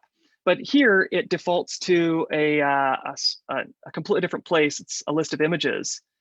That's because the Open Utility remembers where it last was on a per application basis. So I can, I'll just pick an image here, hit open. So this is an image that's in a different file format. So the application then goes and finds another, a different data type loader that handles this file format. And we get this cool image of Deep Space Nine with the wormhole in the background. And it has also provided different metadata strings. Now, the last thing that I wanted to show is that utilities really can be used in multiple applications. So let's say I wanted to change the name of this image file. I can choose options file info. And here we get the file info panel that is the exact same file info panel that was used in the file manager for changing file names. But now I have it inside this application, and I can change the name of this file without having to go back to the file manager. Yeah, and so there we go. That is, believe it or not, that took 26 minutes to present to you.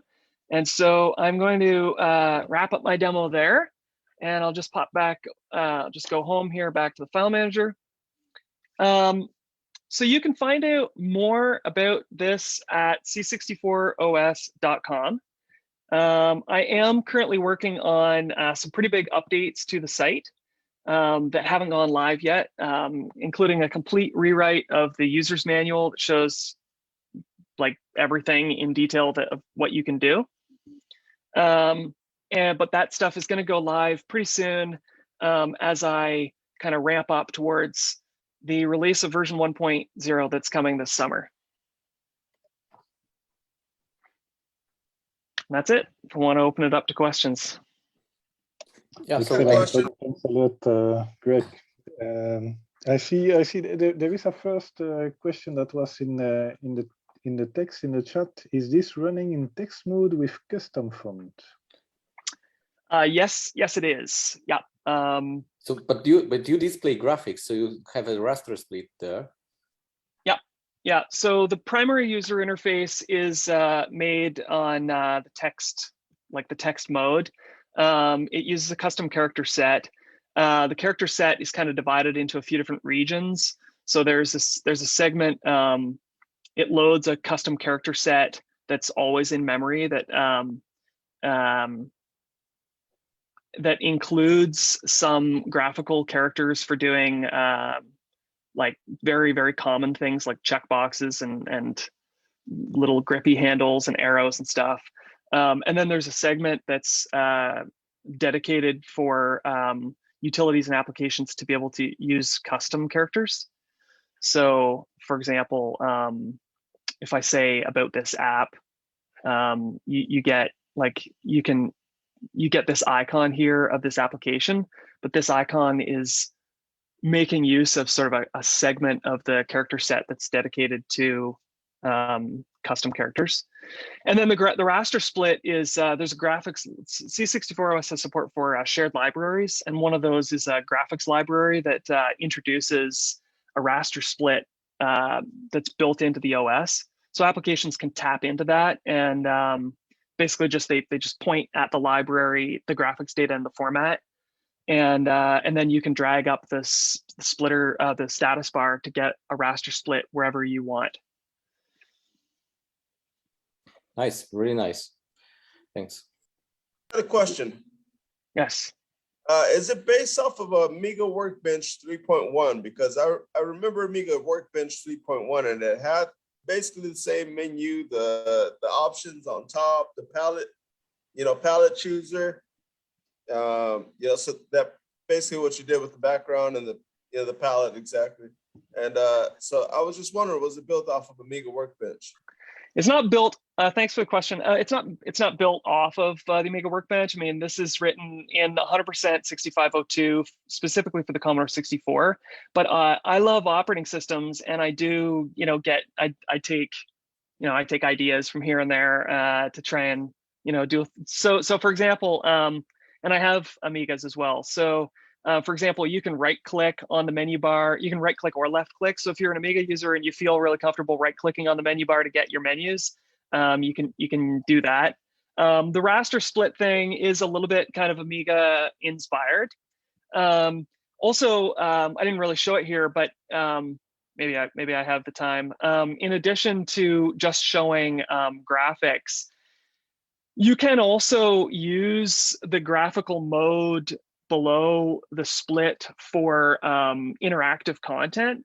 So in this is a work in progress here, but I have this chess application where I can drag the split up, and all of a sudden, this content is actually like live here. So it's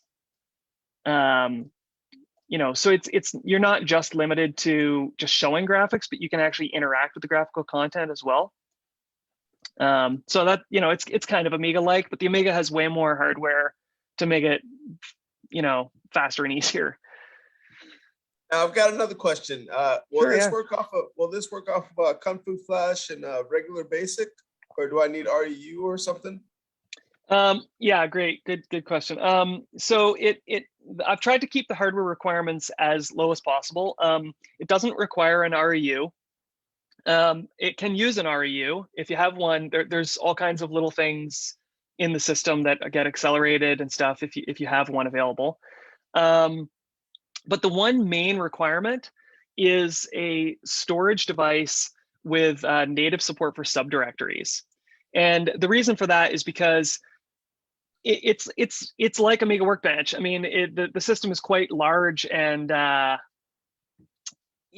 so the supported devices for the boot device are SD2IEC is the main one. It's quite affordable, and there've been thousands of them have been sold. It also supports IDE64. And then if you're so lucky to have some of the old CMD devices, like a CMD hard drive or a RAM link or an FD series drive, it supports those as well. Yeah. How about the 1581? So it can use a 1581. So I've got a 1581 set up right here. But for the system drive, it requires something that has like true native subdirectories, because the whole system is like built on like deeply organized subdirectories for everything. This 1581 has these subpartitions. My Kung Fu Flash has subdirectories, so if I would load it, you can go into a folder and it has subdirectories in the folder. So I'm not sure what you mean by subdirectories. Yeah, so this is a common, I mean, I can look into Kung Fu Flash as well. So for example, people ask like, can it boot directly off of a 1541 Ultimate, for example? I'm running this right now on an Ultimate 64. So, and it kind of has a 1541 Ultimate built in. Those devices do have kind of like a back-end mass storage device, like a USB key and a menu system that you can, like I can do this, and I can see these things here. But ultimately, this menu system is just used to mount a floppy disk image, and then it presents itself to the native Commodore 64 as just a floppy disk. So I'm using, on this Ultimate 64, I'm using the Ultimate 64 for 1541, 71, and 81 disk images. But then I also have an SD2IEC just plugged in, just popped in the back. Now, will a regular SD2IEC that I can get off of eBay, will it work for? Yeah. The SD2IECs come in like tons of different formats and at different price points with different capabilities. I'm using a cableless one that's kind of cool. You just pop it in the back. But yeah, they're available from a whole bunch of different vendors on eBay and elsewhere. So any vendor will work. Yeah, they're all all the SD2IECs are the same. And if you want like the maximum speed, the IDE 64 is also commercially available, and I made specific support for it, and it's like wicked fast. Well, I'll get that one then. Thank you. Yeah, yeah. Do you have full documentation? Sorry, just to follow up a bit on that question. Are you using then the storage to dump the memory there? Or I think that there is also a question from Dusty there. How does it handle memory between opening files, and how much memory is left at startup for an application? Yeah, I can show you that. I showed some things last year. I didn't really have time to show this year, but the status bar can be toggled through various modes, and it shows you how much memory is available in the at the end of the status bar in 2 of the 3 modes. And you can double click on that to get this memory utility. And the memory utility is showing us a live view of how memory is currently allocated.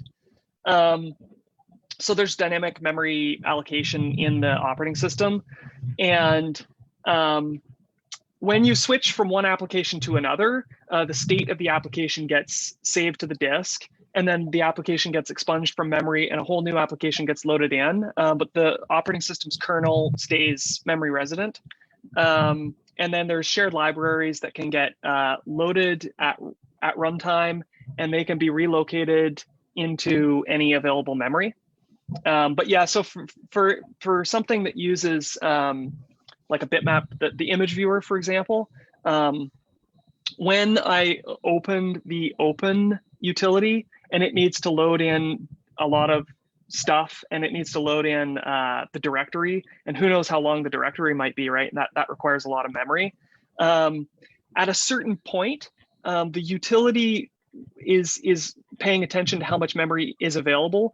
And if it starts to run low on memory, the utility actually shoots a low memory warning message at the application. And then the application actually expunges the current image data from memory in order to free up memory to load in the directories. And then when you pick another image file, the open utility gets dropped out of memory, memory gets freed up, and then the image gets loaded in. Yeah, and so an REU can help there as well, because there's libraries for making use of the REU, and it, you know, applications can shunt memory between the REU to speed up. But otherwise, they have to just write back to disk. Yeah. Okay. Thank you. Sorry, will you be selling this on an SD card, like a micro SD, or what kind of SD? Yes. Yeah. Very good. The commercial release is going to be made to an SD card, so it'll have like a paper manual with some other little doodads and an SD card mounted inside. So the SD card, you'll be able to just take the SD card and pop it right into an SD to IEC, and just boot right off of it. But SD cards are a great medium for distribution as well, because if you don't actually have an SD to IEC, you can still pop the SD card into like your PC or your Mac or whatever, and then you can install onto, say, Vice, or you could then copy the files from your PC to, say, an IDE64 or a CMD hard drive, and you can install onto there. So yeah, it'll be distributed on an SD card. Thank you. I have a question. Do you have do you already have like full documentation for how to program an app for this, so that someone who isn't you can do it? Yeah, I haven't sunk very much time into the programmer's guide, but I do have a spot on my website that's called the Programmer's Guide, and it's kind of old right now because I started to work on it, but then I realized, you know, it's not such a great idea that I'm working on this, as everything was kind of in flux, and I realized, oh man, I've written this API stuff, and now I've gone and changed that API stuff. So after the version 1.0 release is made, I've been focusing on the user's guide first, and it's almost done. And then after the version 1.0 gets released, I'm going to turn my attention to the programmer's guide, and I'll write the programmer's guide against the APIs exactly as they were for the version 1.0 release. Thank you. Yes. Does it come with a monitor? A machine language monitor? I don't have a machine language monitor for C64 OS itself, but the build, like the distribution build, it does have a directory called C64 tools. and that directory is for Commodore 64 like ready prompt programs. And there's a whole bunch of tools in there that I personally use for doing development. I think there's a monitor in there, but there's a bunch of things. It's there's a bunch of tools that I actually use for doing that development, but they run just from the ready prompt. I actually kind of see the system as being a little bit like the way the Amiga Workbench is, in the sense that, if you want to run a game, it's like you don't run the game with C64 OS in memory, but you can use the C64 OS. You can use C64 OS to launch into the game. And similarly, there are tools that you could. I just run tools from the ready prompt, and then for things that really require kind of like a desktop-like environment and like a kind of graphical toolkit, I would write them for C64 OS because it's so much more convenient. And you never know how many other people are going to write for C64 OS, in the future. Yeah. Well, hopefully people will. All right, thank you, man. I appreciate it. All right. You are showing some links. What happened if we click these links? In the text view thing. Yes.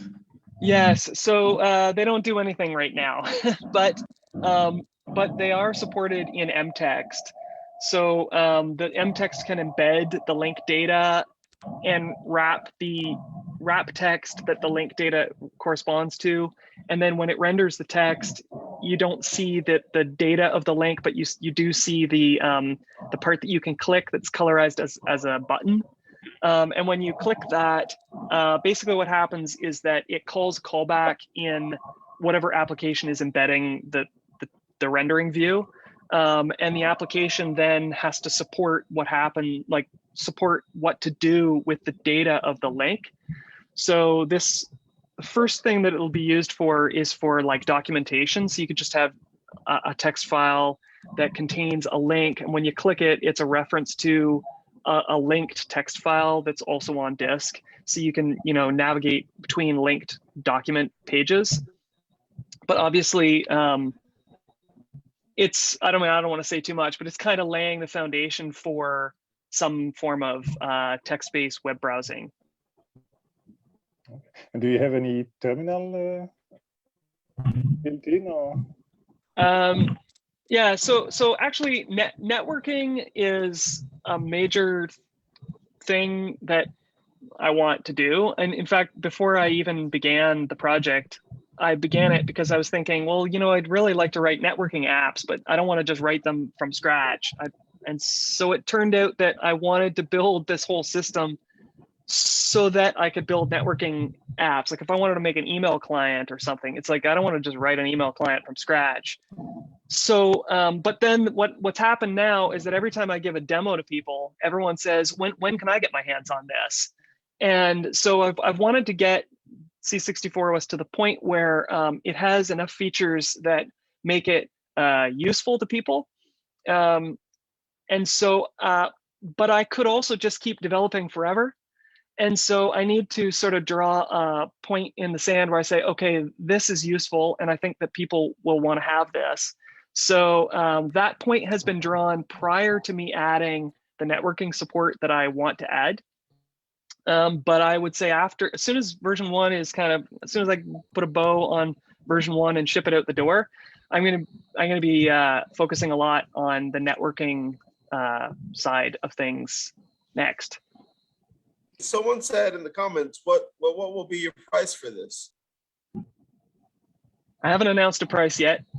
I'm still working on some deals with some potential deals for bundling the software with hardware. So I don't want to say anything that will get me in trouble. But that'll all be announced pretty soon on c64os.com. Nice. Thank you. You mentioned it would be released this summer, but we have here some people from the Nordics, and they will celebrate midsummer next week. That means that for them, half summer is already gone. So when is summer for you? So summer for me starts at midsummer. So summer for me starts at the summer solstice, and it will end at the autumn equinox.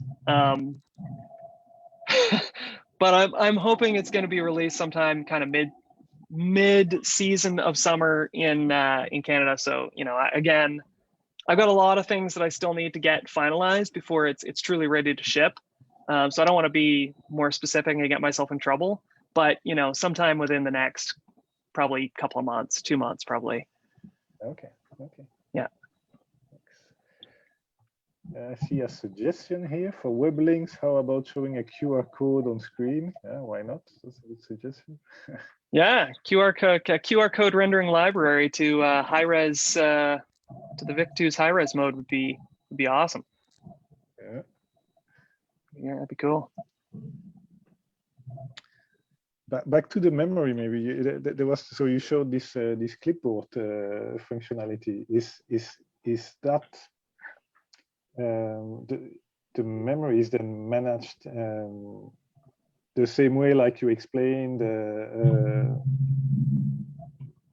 with this with application, or is it just that the clipboard is a kind of variable that you just okay? Can you put more content in the clipboard and manage the clipboard, like having multiple entries, or is it just one variable that is used? Yeah, I understand the question perfectly.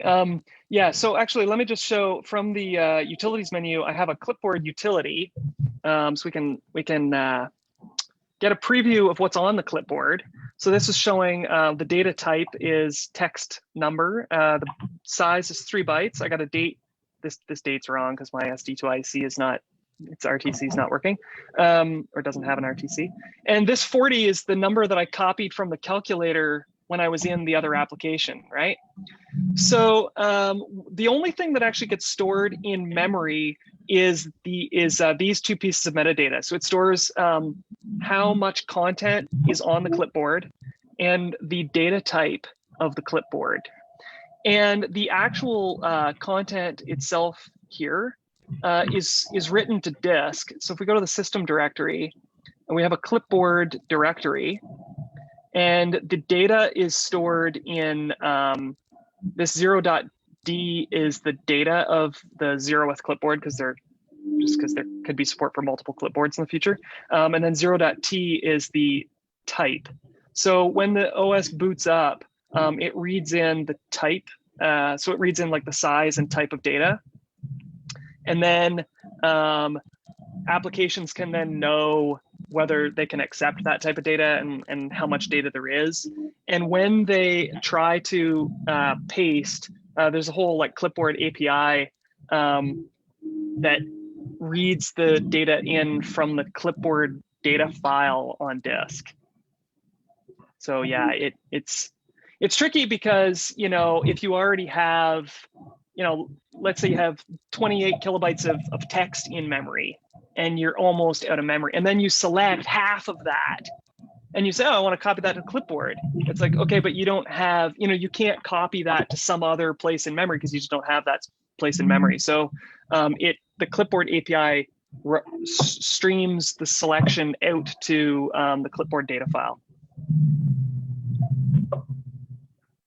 Thank you. Question.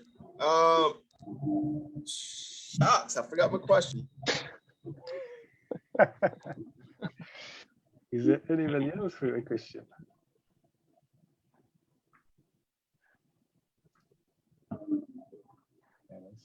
All right. There were lots of questions this year anyway, so thank you very much for your time.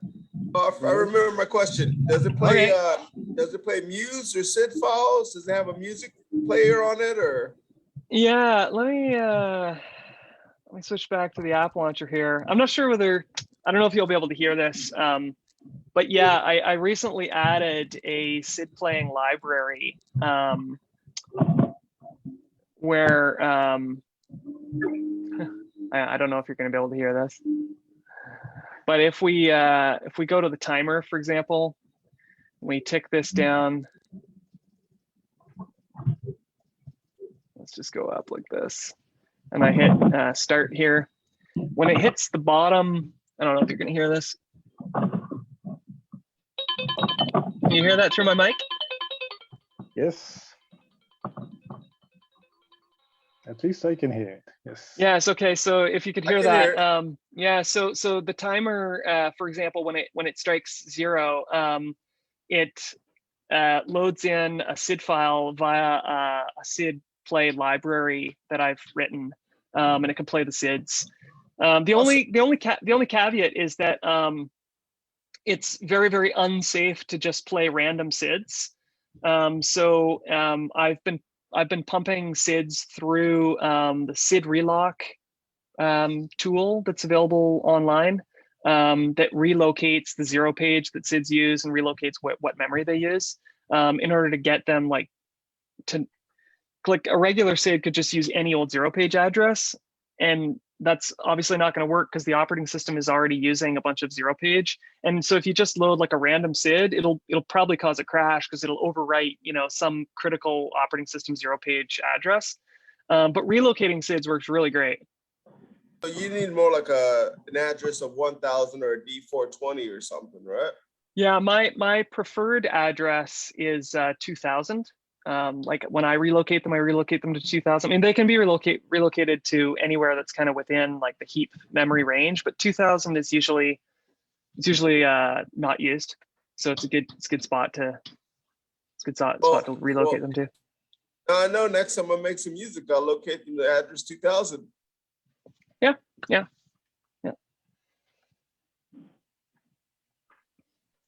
Okay. Good. Thanks a lot. All right. I think we're coming to an end here. I will stop recording. I don't see any more questions, so I will stop sharing my screen. Okay, thank you so much. Thank you, Greg. Thanks. And also looking at the time, of course, we are much later than expected. That's okay. I mean, that's as I always say, this is a hobbyist event, so we don't really we are not that strict on the timing, But so it's time to come to an end here. So it's time to wrap up and to close. I really want to thank all the attendees, but also all the followers on Facebook. As we were live on Facebook, and of course all the speakers, because again, without speakers there is no event. It's also a message for all the attendees is that if you have any nice project that you're working on, please don't hesitate, get in touch and come to present your project the next time. So next meeting will be in September. I don't have the exact date yet. I need to check some availabilities, but that will definitely be something like mid-September. Once again, thanks a lot, everyone. We are going to close here, and don't hesitate to get in touch. Thank you, Sebastian. Thank you. Have a good night or thank end you. of day. Yes, thank you. Thank you very much. Have a good night. That was a lot of fun. Thanks, everyone. Okay, bye-bye. Thanks a lot. Bye-bye.